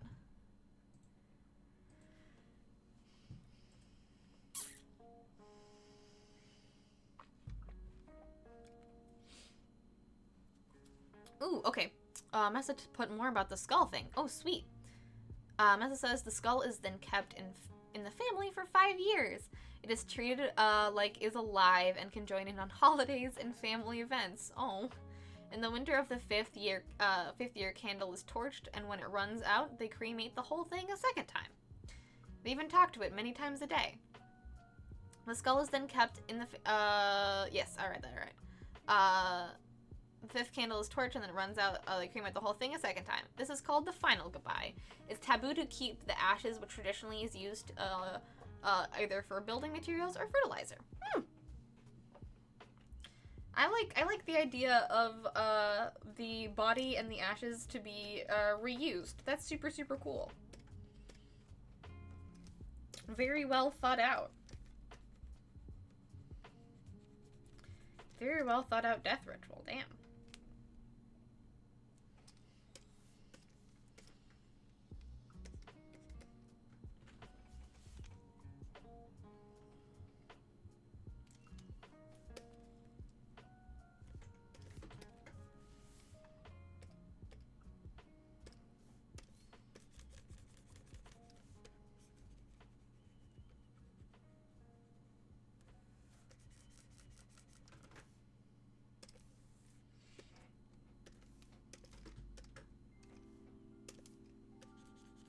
Oh.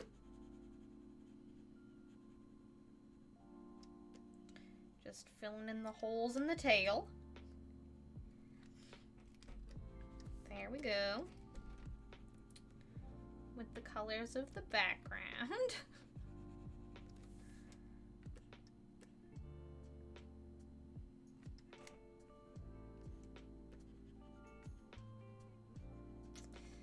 Filling in now that I've colored and lined things, it is much easier to just tell where like will need to add more like detail later so that it doesn't just like look bland. Like I kind of want to add more coral over here. I feel like this tail needs to be bigger, so I'm going to be adding more of this pale blue for the body over here. Trying to widening the tail in the background a bit.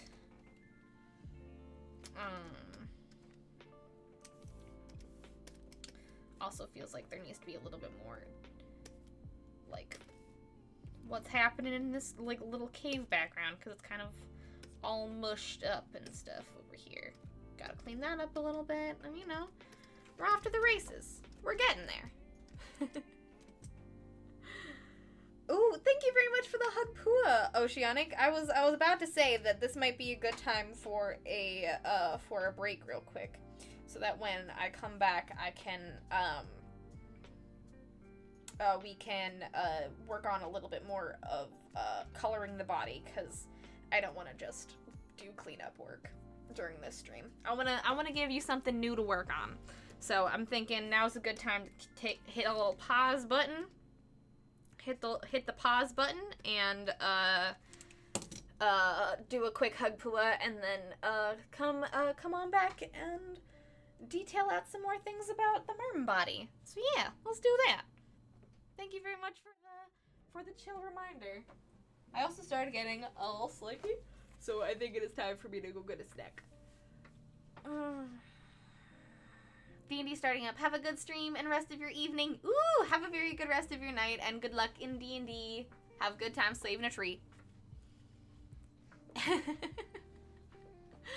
I hope y'all have a lovely, I hope you have a lovely game.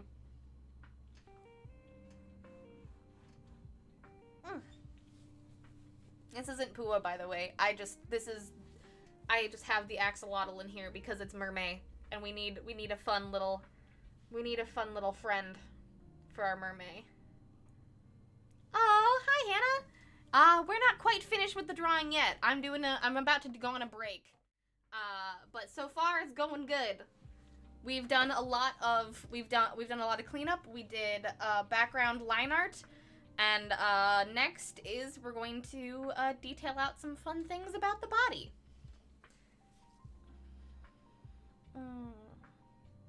Also, how's your Thursday going, Hannah? It's great to see you. I'm just getting ready to go on break and just take a little nap. Just taking a little nap, you know. Honk shoe. Honk shoe.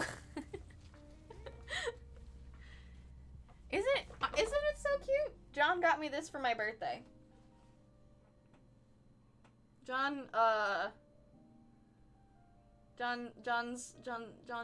me this for my birthday. I'm very excited about it.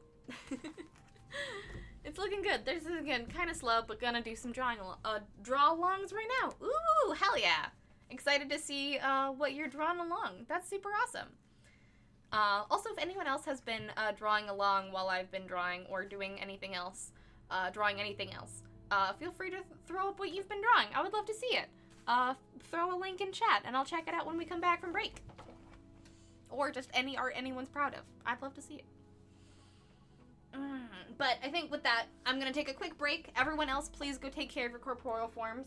Go eat some food, go grab a snack, go take your meds, go get some water, de-water, re-water, stretch, whatever else you need to do to take care of your corporeal form. Please go do that. I believe in you all. I'll see y'all in like 5 minutes. Don't go anywhere.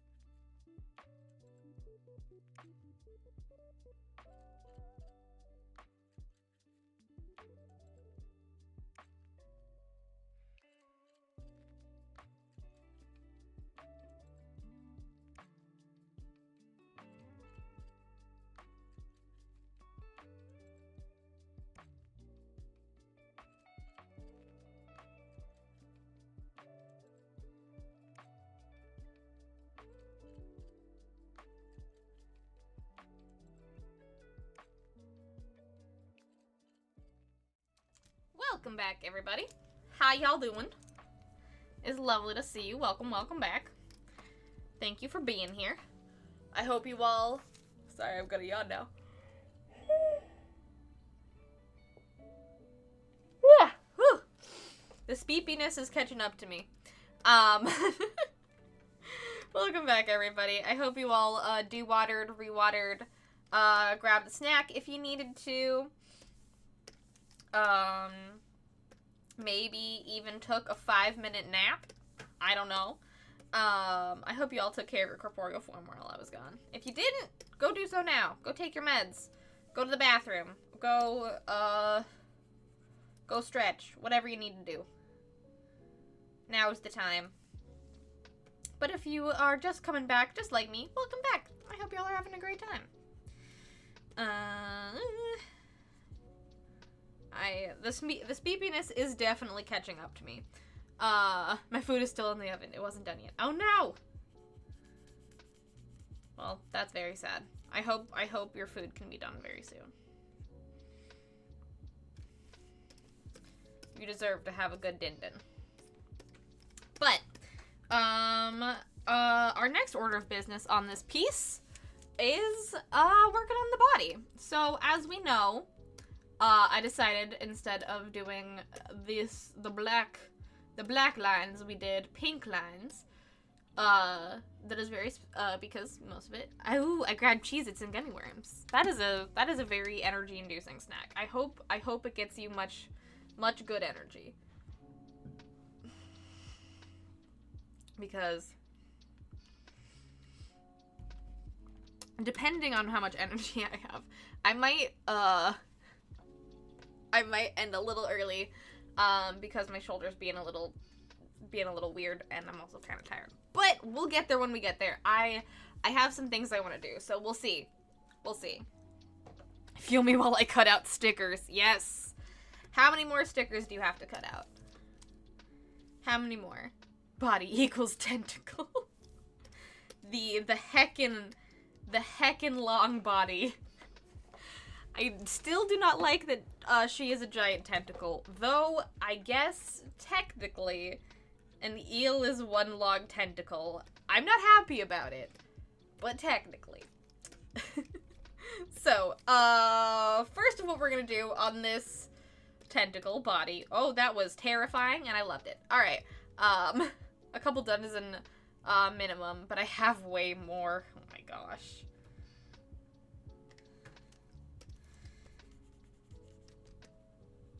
That... I do not envy you, Ike. I'm so sorry. I mean, you did this to yourself, but I'm so sorry.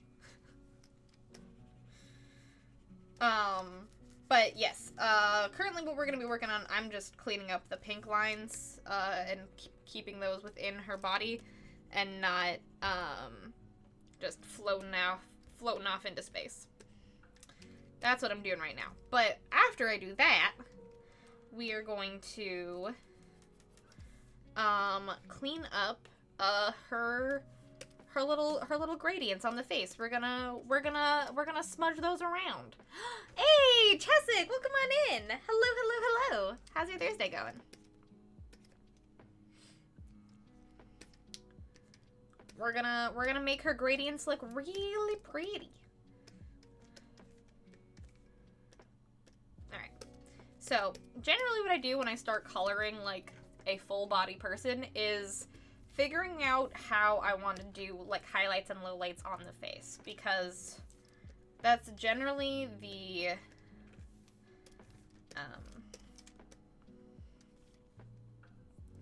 That is generally the most detailed part of a person's body, unless you are doing, like, tattoos and stuff. So I generally like to start with the face. So what I'm going to be doing is just sort of taking all of the, like, the parts, like, all of the bits that we started of just, like, mapping out color on her, and just kind of taking my blend tool and just kind of pulling it around and trying to create as much of a gradient as I can. It's gonna get messy, but that's okay. Trying to take the full color that I added earlier, like just the squiggles of magenta, and just kind of pull that onto the rest of her face. We will clean it up later.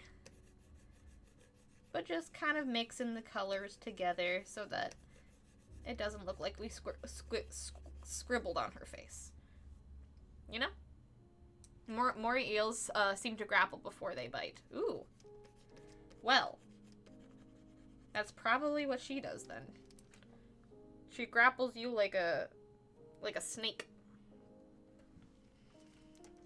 Like a lamia. Y'all know what a lamia is?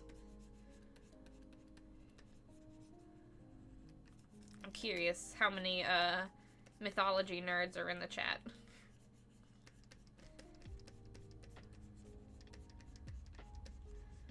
Just pulling the pink color onto the ear, onto her forehead.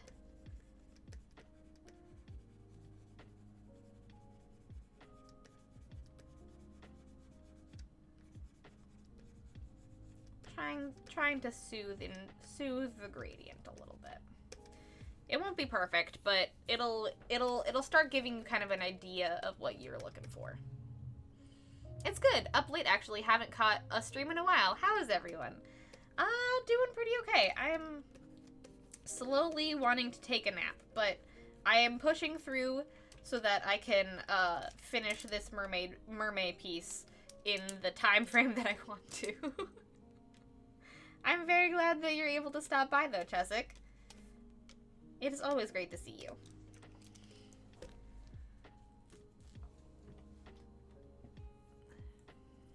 Ooh. Excuse me. To me, a tentacle is something that is used to grapple. Oh, that's where that came from. Well, then, I guess moray eels do grapple. Also, does that mean, that, like, constrictor snakes are one long tentacle? Because they also grapple.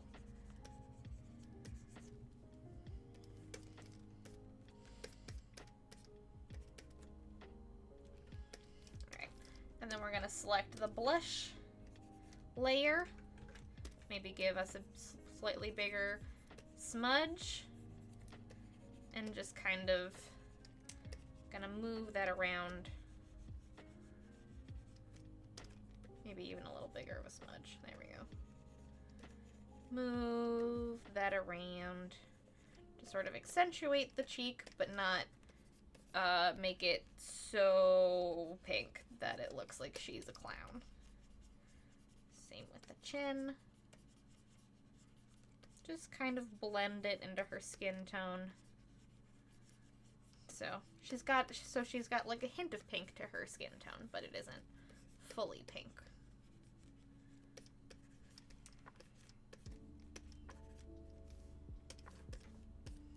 Like so. And then we will do the same with the dark blue.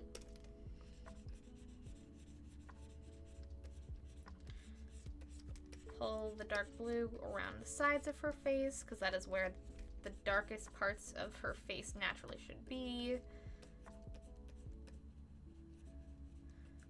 Try to accentuate the cheekbone. And her underlip.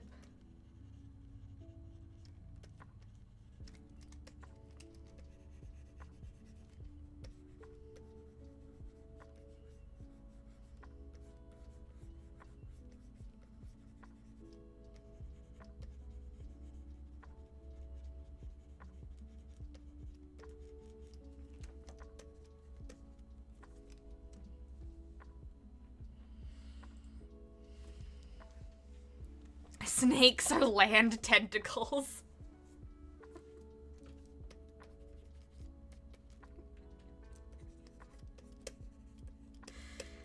I guess.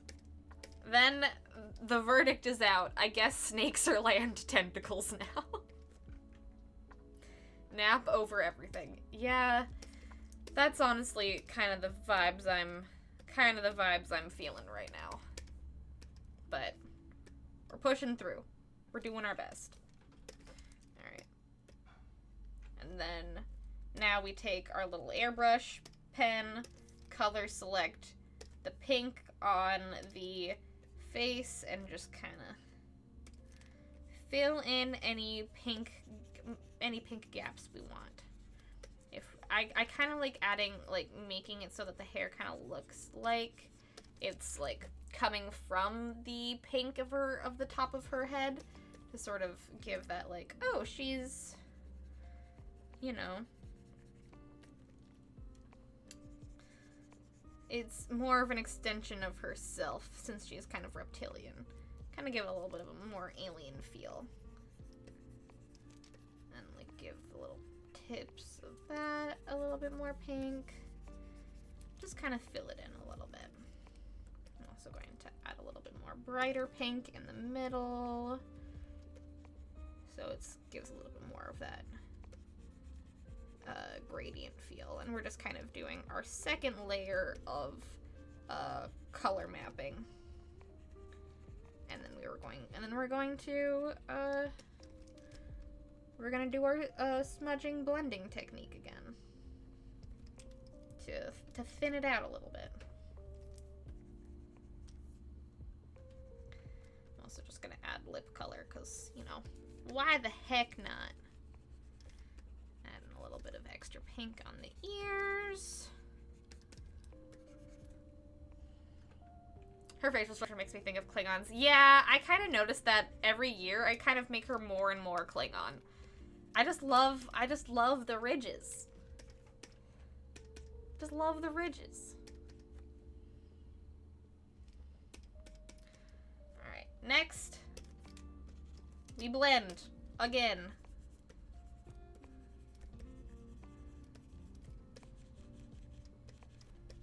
Make it even more of a gradient. And generally I kind of just like pull from the middle and kind of zigzag out.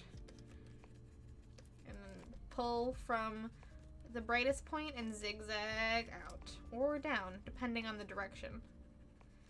But then when it comes to face, I usually have a bigger brush and just kind of circle it around. To kind of accentuate the cheekbone and find other places that could use a little pink to sort of show, to sort of give her a little bit of an extra oomph. And then same with the ear, pull it down, and there we go. Also, if it still looks a little bit blotchy, use a slightly larger brush and just kind of do the exact same technique, but with a slightly larger brush. And there we go. Now she's very pink, and we want her to have a little bit more of a gradient effect going in. More surface area would be a negative for a deep sea creature since more heat loss, but also looks cool as hell. Yeah, you know, that is very fair.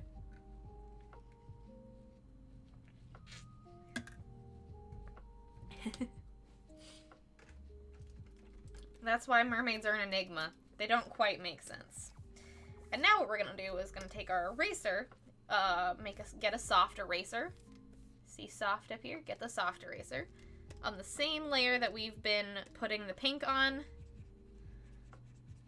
Gonna do a very similar motion to what we did with the blending tool, and just kind of now very lightly pull the blue in. So we're even getting even more subtle. We're getting an even more subtle gradient than what we were getting before. So the pink isn't quite as overpowering, but we still get all of that work that we did to sort of show the little extra bits.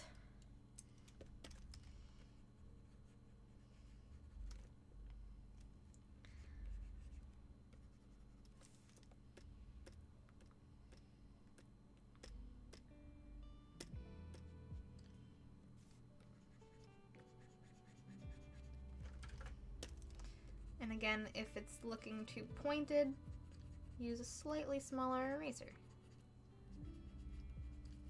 And if you feel like you've erased too much, just go back in with the blending tool and pull out. Pull it out, not pull out. It's fine. Don't worry about it. Drawing is completely so good at making innuendo.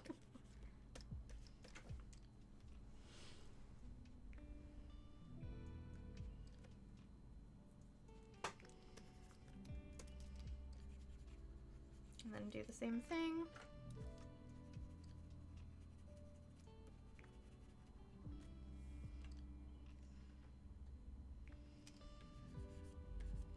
And then I'm going to do kind of the same thing on the cheek to make it look less like there's hard lines and more like it's just kind of naturally gradiated onto her face.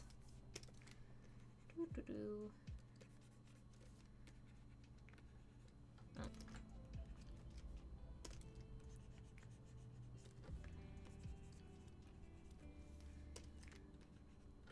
And just playing with the blend tool and the eraser tool to sort of get the vibe that you're going for.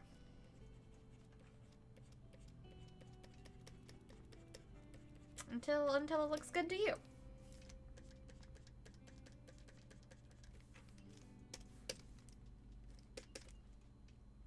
There we go.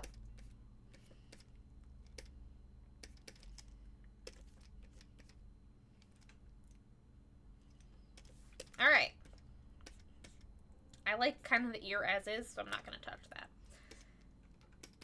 Next, we're going to do basically the exact same thing with the eraser tool on the dark blue parts of her face. And just kind of even those out a little bit. So they're a little bit more clean and shadowy versus hard contour lines.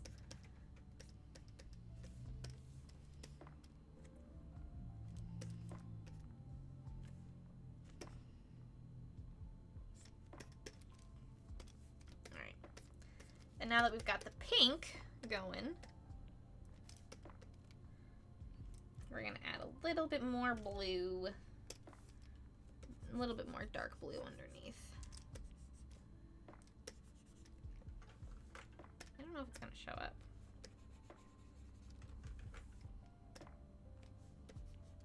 Oh, I'm on the eraser. That's why.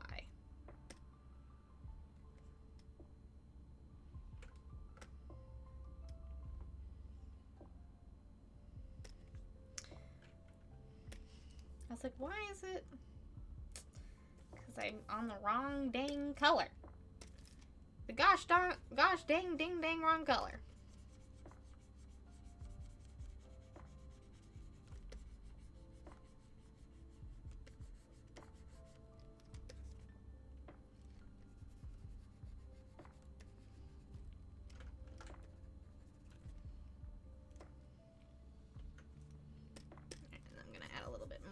Top just to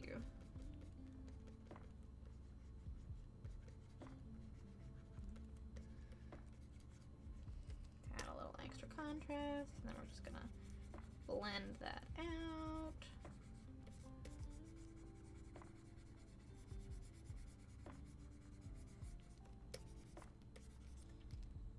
And erase. Ooh.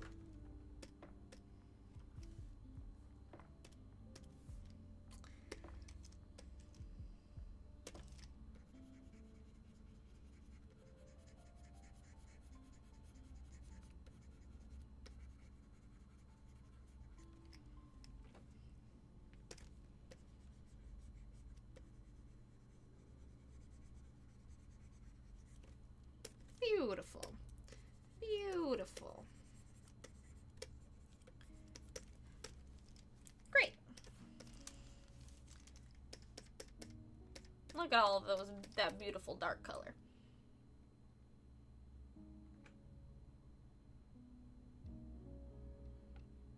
Huh? What's happening? What? Sorry, did not mean for sad on screen? What? I don't know. You're good. I haven't looked at chat. What are you talking about? I was so focused on her face that I was not paying attention to chat. I'm being spammed with these Dave and Attenborough ads for Prehistoric Planet, and I am #afeared of water dinosaurs, so it is the opposite effect they're hoping for. Oh. Well then, yeah. At least then you'll know that you don't want to watch the show. You're like, okay, maybe that one's not for me. Just taking me back to a particular moment in Jurassic World that makes me cringe. Is it the one where there's a giant plesiosaur or something in a tank that comes out and eats a giant shark? Because that one's... I think about it all the time. Dinotopin fear of water dinosaurs. Oh no, you're good. You're good. We can get real. It's all good. You're fine.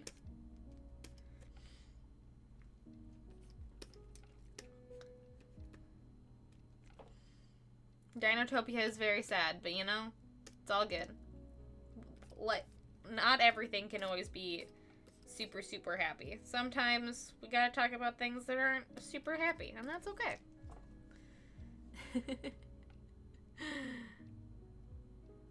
And also our fears. Yeah, same. I watched Dinotopia as a kid, and it scarred me for life, so Jurassic World brought that back in full force. And it was double sad because it was Katie McGrath who was my queen. Ooh. You know, like, she'd have drowned or suffocated over anything, which I feel like is worse. Oh. Was there a scene in Jurassic World where someone drowned? Man, I watched Jurassic World a long time ago, and it also scared me. I watched it when it first came out, and it also scared me. So I have blocked out most of that movie. And people are like, you want to go see the other Jurassic Park ones? I'm like, nope. I'm good. I'm good. I don't want to see people getting eaten by dinosaurs. I'm actually fine. I like dinosaurs in concept. They're super cool, but I would prefer not to watch people being eaten alive. Thank you very much.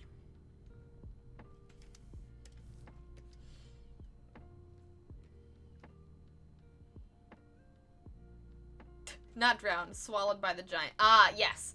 Swallowed by the giant sea dinosaurs.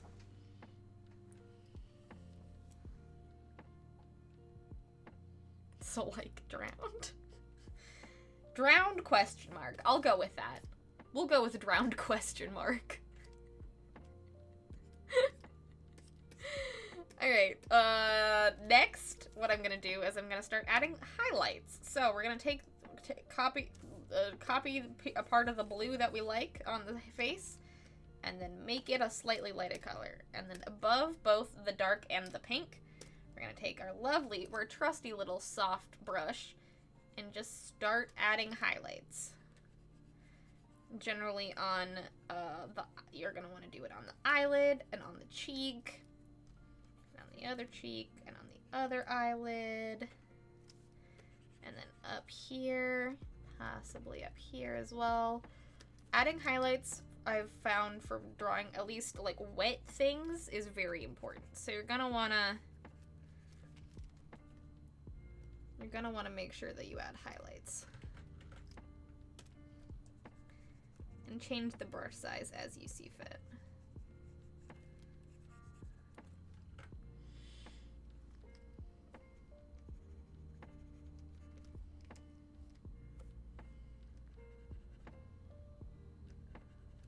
And on the chin over here. There we go. Some nice little highlights. Then we're going to take our handy dandy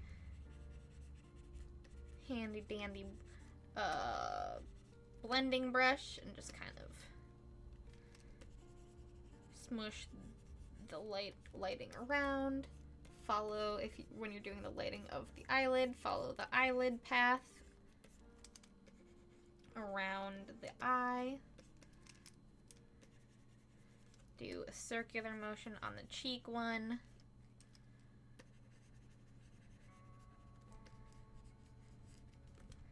Just blend it out a little bit. Then we're gonna take a slightly larger one and just kind of just soften the edges.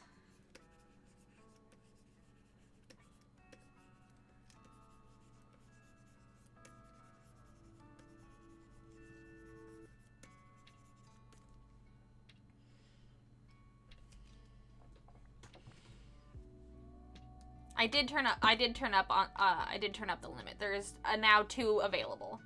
Thank you for reminding me. I was going to talk about that on Tuesday, and I completely forgot. Yes, you can now get 2 quick doodles a stream, because I know a lot of people have been saving up for something particular, and then sometimes people have fun things in the moment. So, 2 a stream now. I don't want people to, like, forget their, like, funny bits. And also, when someone does a funny bit, the person that's been, like, waiting and saving up for something in particular isn't able to do it. So there you go.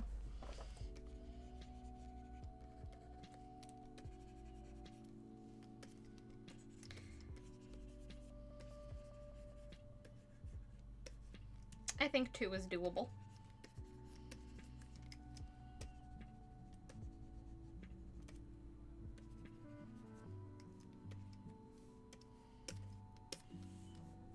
All right.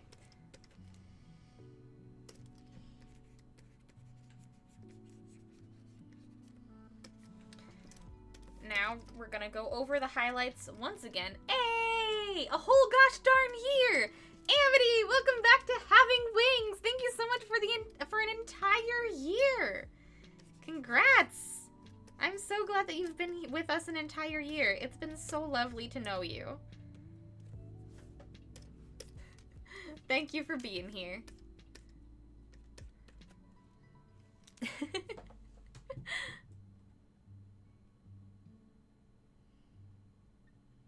It can't be that bad. Looks up ad. Oh, okay. Yeah. I've been purposely not looking at the prehistoric trailers because they're gonna really spook me out. Alright, and then we're going over the highlights again and just adding a slightly lighter highlight to places that we think need a little bit more like specific highlights. Like on the tip of the nose. We're gonna do one right there. One up here. We're doing one on the eyelid. Gonna do one right here. Just to sort of give her more of the like wet and shiny look. There we go.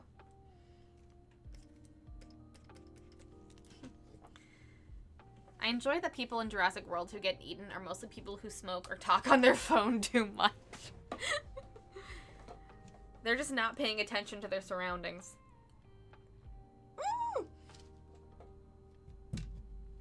Gabri and Jonblin as the new Barbie and Ken mugshot meme. I have not seen the new trailer yet, so I'm so excited to figure out what the fuck that means. Alright, and then from here, I think just to continue focusing on the head for the rest of the stream, I'm going to select the hair, and we're gonna do a quick little gradient on the hair. And to do a quick little layer selection, and then I'm just going to get my handy dandy airbrush and select a slightly lighter pink and sort of go to town. And then select the slightly lighter pink again and sort of go to town. So that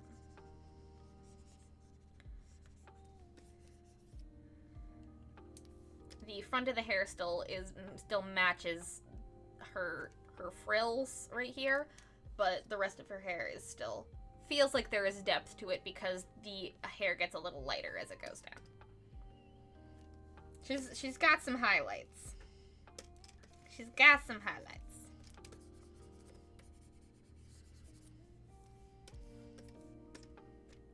And there we go. Quick, easy, give depth to hair with some gradient.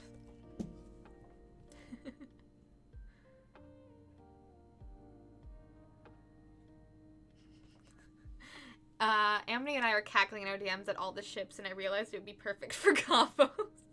Thank you, Amethyst. Poor dinos. Such a poor source of nourishment. Yeah, they're sadly eating people, and people are not a good source of nourishment.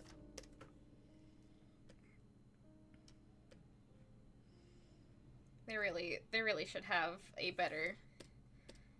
something better for them. Alright, next we're gonna work on the eyes. And, I'm going to do a selection from layer here as well. Do a little layer mask. And then I'm going to fill in the whites of her eyes. Still yellow, but a slightly lighter yellow. So that's it's easier to distinguish her iris. So now we've got this nice deep yellow iris, and her eyes are a little lighter, so they're still yellow, but not quite as yellow.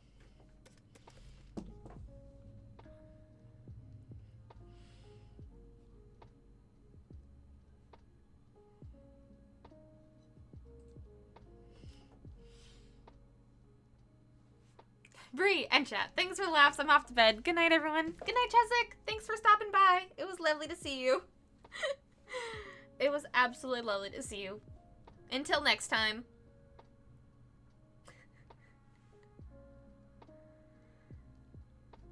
I have so much art I want to make for this meme. I haven't seen the trailer yet either, but the meme came up in my Twitter feed. I'm gonna have to open Tumblr. After this. And, I'm sure it will be flooded. Absolutely flooded with this meme. After the, original Barbie meme came out, we're like, this is Dr. Barbie. This is just Ken. I just saw so many of those memes. Anyways, next I'm going to be adding, highlights and lowlights to her iris to give it a lovely little shine.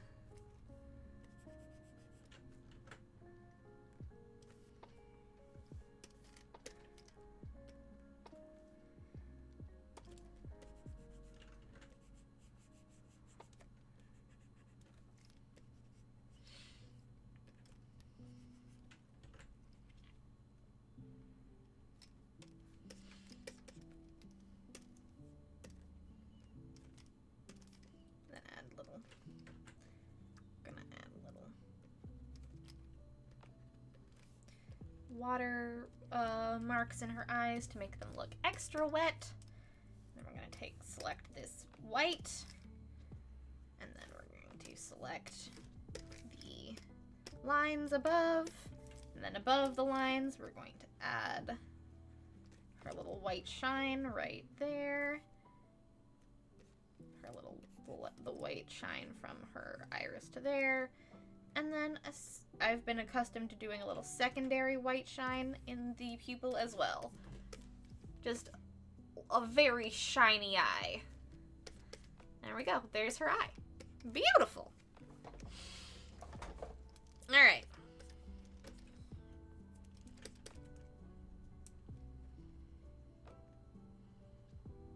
And then from there, I'm going to add a little bit of...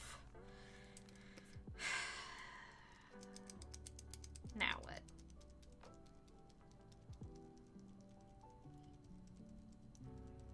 I don't know. Oh, let's do her lips. There we go. That's what's next. I'm like, what part of her face have I not done before adding, detail lines to her frills and her hair? Her lips.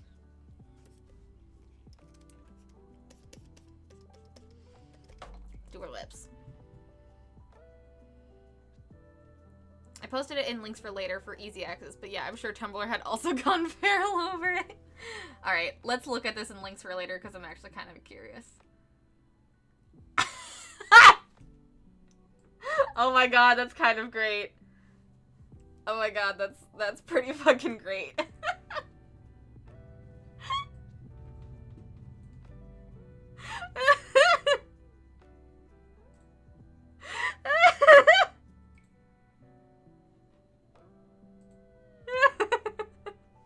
I love Ken so much. He's just a guy.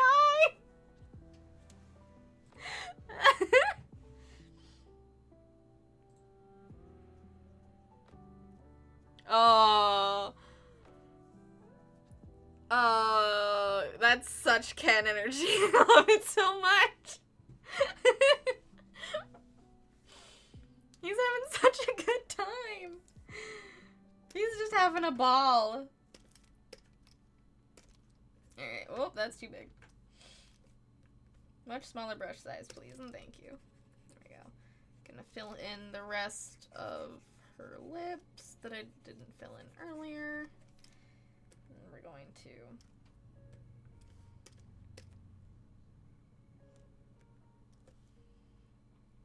choose a darker pink to make... You don't have to go this hard if you don't want to. But usually what I do is I just kind of like I do with the eye, is just sort of give it a highlight and a low light. Give lips a little bit of a highlight and a low light. To make them look shiny. And then, for the final touch, I add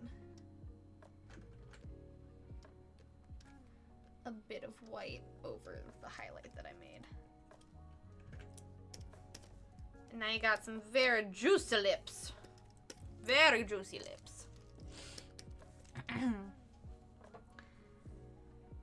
Can't slow down, but wanted to say hi. I'm very glad that you are here and saying hi. It's lovely to see you, John. Thank you for coming on in. I hope you're having a good Thursday. I'm so excited for Ryan to just have all of the fun. He's been on interviews talking about this role, and he's just like, he just gets it, and I love that for him. It makes me so happy. Alright, and from there, we are pretty much done with the face. Generally at this point, what I do is I take the pink from the middle to sort of, if we go back to, like, here, we will see kind of, like, how I had, like, extra pink lines for bioluminescence. I'm gonna kind of do a very similar thing. And just sort of add extra, like, highlighted line art that kind of goes in the middle to, like, give her frills a little bit more of a textured look.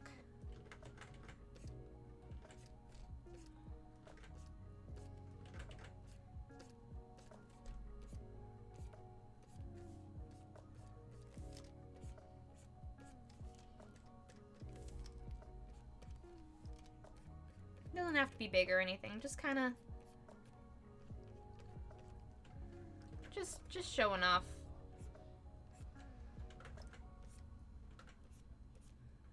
Just showing off the texture.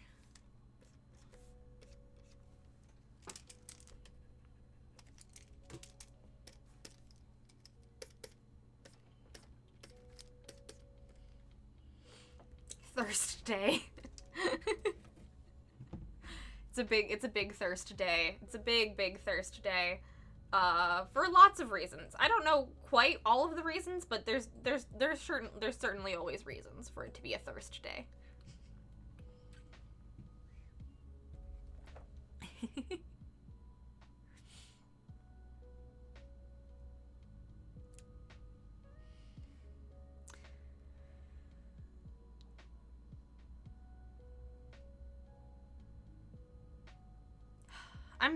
When is the Barbie movie coming out?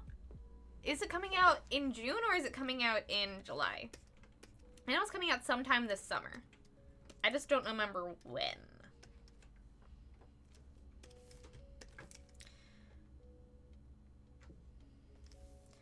And now it's time for me to reapply the pink to the tail. This I'm just going to do because I got rid of it to fix up the tail offline. So don't, if you've already added the pink to the tail and haven't taken it off yet, don't worry about this step. I'm just redoing it. Doo-doo-doo.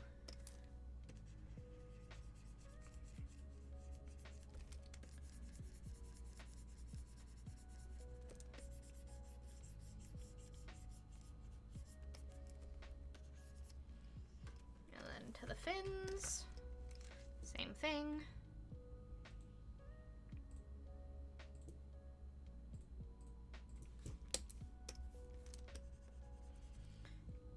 Every day is Thursday Day if you believe. You know, that's actually a big brain play, Ike. It shouldn't be Thursday Day if you're hydrated well enough. You right. You right.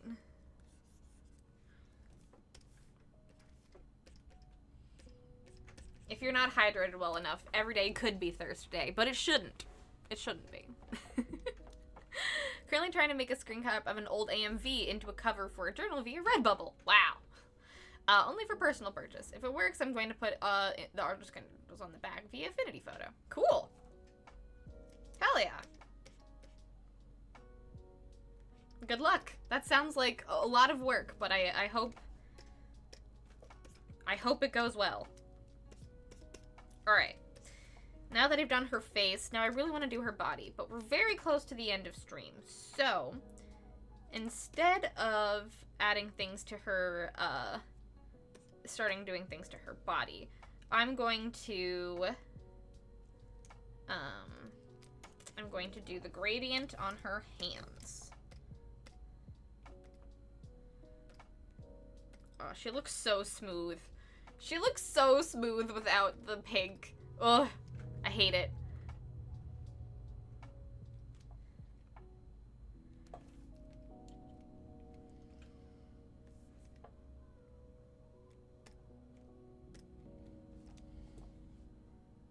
Okay.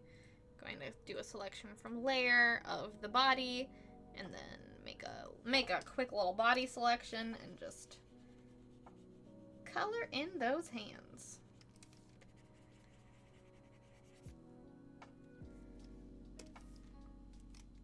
Then take the eraser tool and just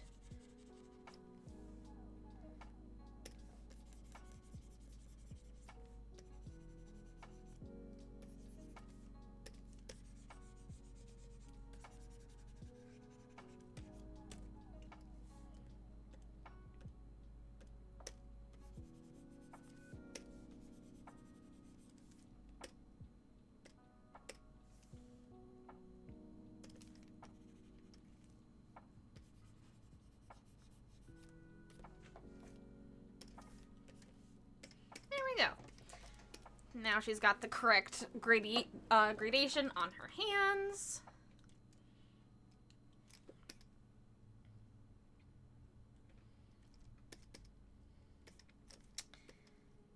What color do you think her nails should be, chat? I was thinking maybe the light blue or possibly the lighter pink in her hair. Maybe even yellow? What is the most menacing color?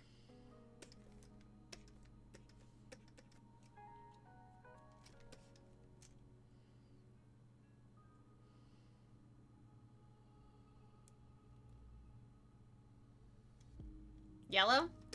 Okay. Her nails will match. Her nails are gonna match her eyes. So just color select on her eyes and then well, bam.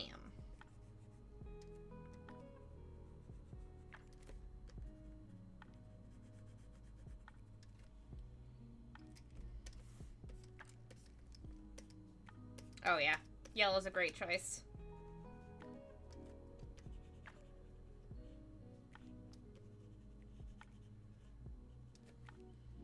Definitely designed to get your attention. Oh yeah. Love it.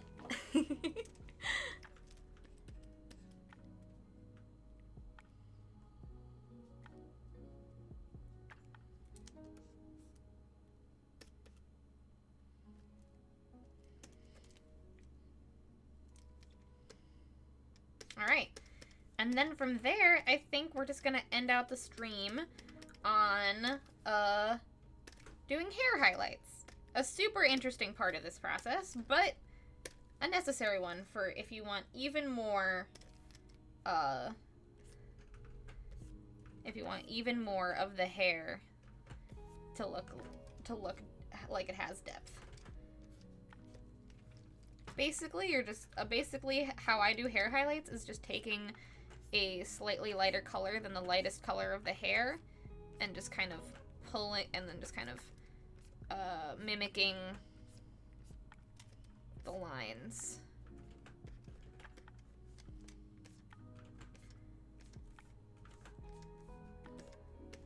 That I already drew with the lighter color. They started painting fire trucks yellow because people were more likely to see them. Oh, interesting. I always thought they were red for that reason.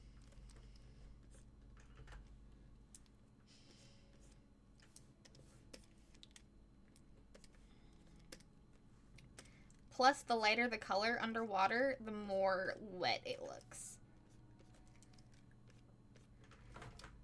We're going to be playing with a lot of very bright highlights and very dark lowlights in this piece once we get to lighting. But you can always start the lighting process when it comes to adding detail work to your piece.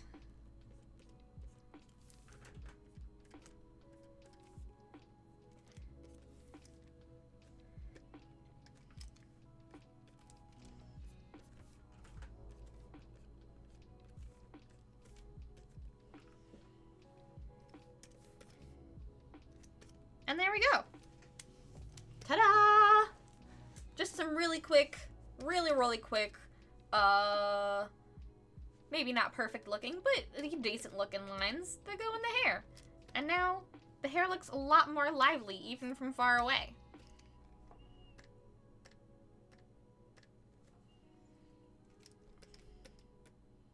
And there we go.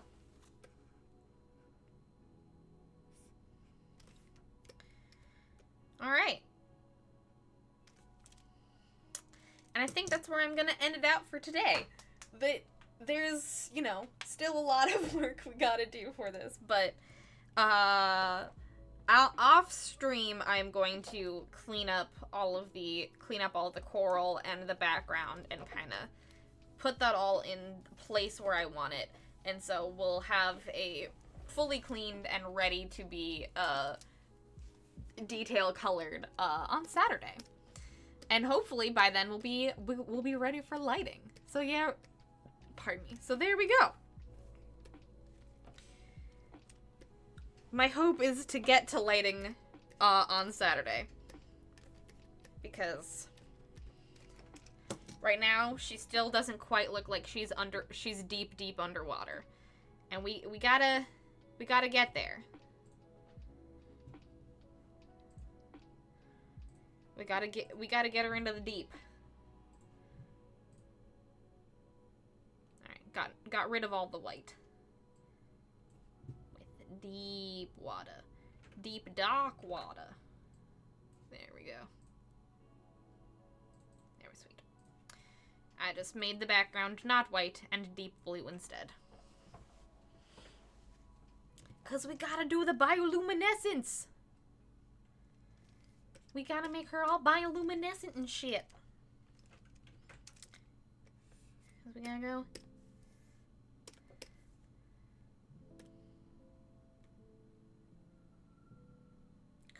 Color everything deep blue, and then use our eraser tool to, okay. Use our eraser tool to, like, light everything up.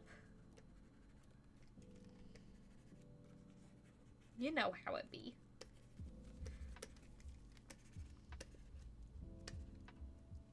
You know, it's gonna be fun. It's gonna be fun. We're getting there. We're getting there. But it's been 3 hours and I should rest my shoulder.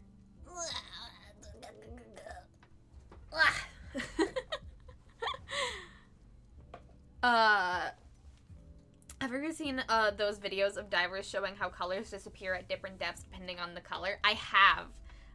It's super, super cool. And I know I'm putting, like, a whole lot of color into into the drawing, only to take a lot of it away with the overlay I'm going to do, but in order to get the lighting right and, like, the correct color matching, you gotta put the work in before you do the overlay. Or maybe you don't, but I do. Maybe you can skip ahead, but I can't. My brain layers things. But yeah, thank you all so much for hanging out with me today, everybody. This has been so much fun. We got some good drawing in, and she is looking cooler and cooler each time. Very, very exciting. Thank you very much. Thank you all so much for hanging out with me. I hope, as always, this stream was, if not super informative, at least informative of how I do things. So, if that's something you're interested in, I hope you had a good time. And yes, raid time soon. Very much. Make sure to stick around for the raid. I know who I am planning on raiding, but does anyone else have any suggestions? Currently, the people that I know that are online I mean, I know quite a few people online, but the person I was thinking of raiding was Midge, because Midge has been sick a little bit. I want to go give them some love. But if anyone else has any ideas, let me know. Also, make sure, since this is the end of the stream, I'm doing a quick few announcements. Make sure to go check out the Alleyway Oracles deck. I have a card in the Alleyway Oracle deck. Oh, I think... Did Midge just... Hold on. I think Midge just raided. Yeah, Midge just raided. Yeah, Midge just raided. I've been lurking in Midge's stream, and I think Midge just raided. Alright. Not Midge. Oh well. That's okay. We'll figure it out. But yeah, make sure to go check out the Alleyway Oracles deck. I have a card in the deck. It's super, super cool. The more people support it, the extra bonuses I get, from the Kickstarter. So, it's gonna be super cool. Make sure to go check that out. Also, if you are new around here and would like to see my art more places and to make sure to come stick around, make sure to follow me at BrieDonnan pretty much everywhere, either on Twitter or Instagram are the best places. You can also join my Discord where all of these lovely folks are doing really cool things, talking about cool things, and it's just all around, it's a good place. So if you want to go and hang out with us, make sure to join the Discord. Or if you are looking to support me and helping me continue to make art on this channel, supporting me on Ko-fi is the best way to do it. I have quite a few prints and stickers available in my Ko-fi store that you can purchase for yourself, or you can just support me in Ko-fi. That is also good. Yeah. I don't have many other announcements other than that. We will be back on this channel at 3:30 p.m. CDT on Saturday. Continuing this mermaid drawing. For the rest of Mermay, since I didn't get to do much else this month, we're just absolutely banging out this mermaid this month, and we're gonna have a finished mermaid before end of June.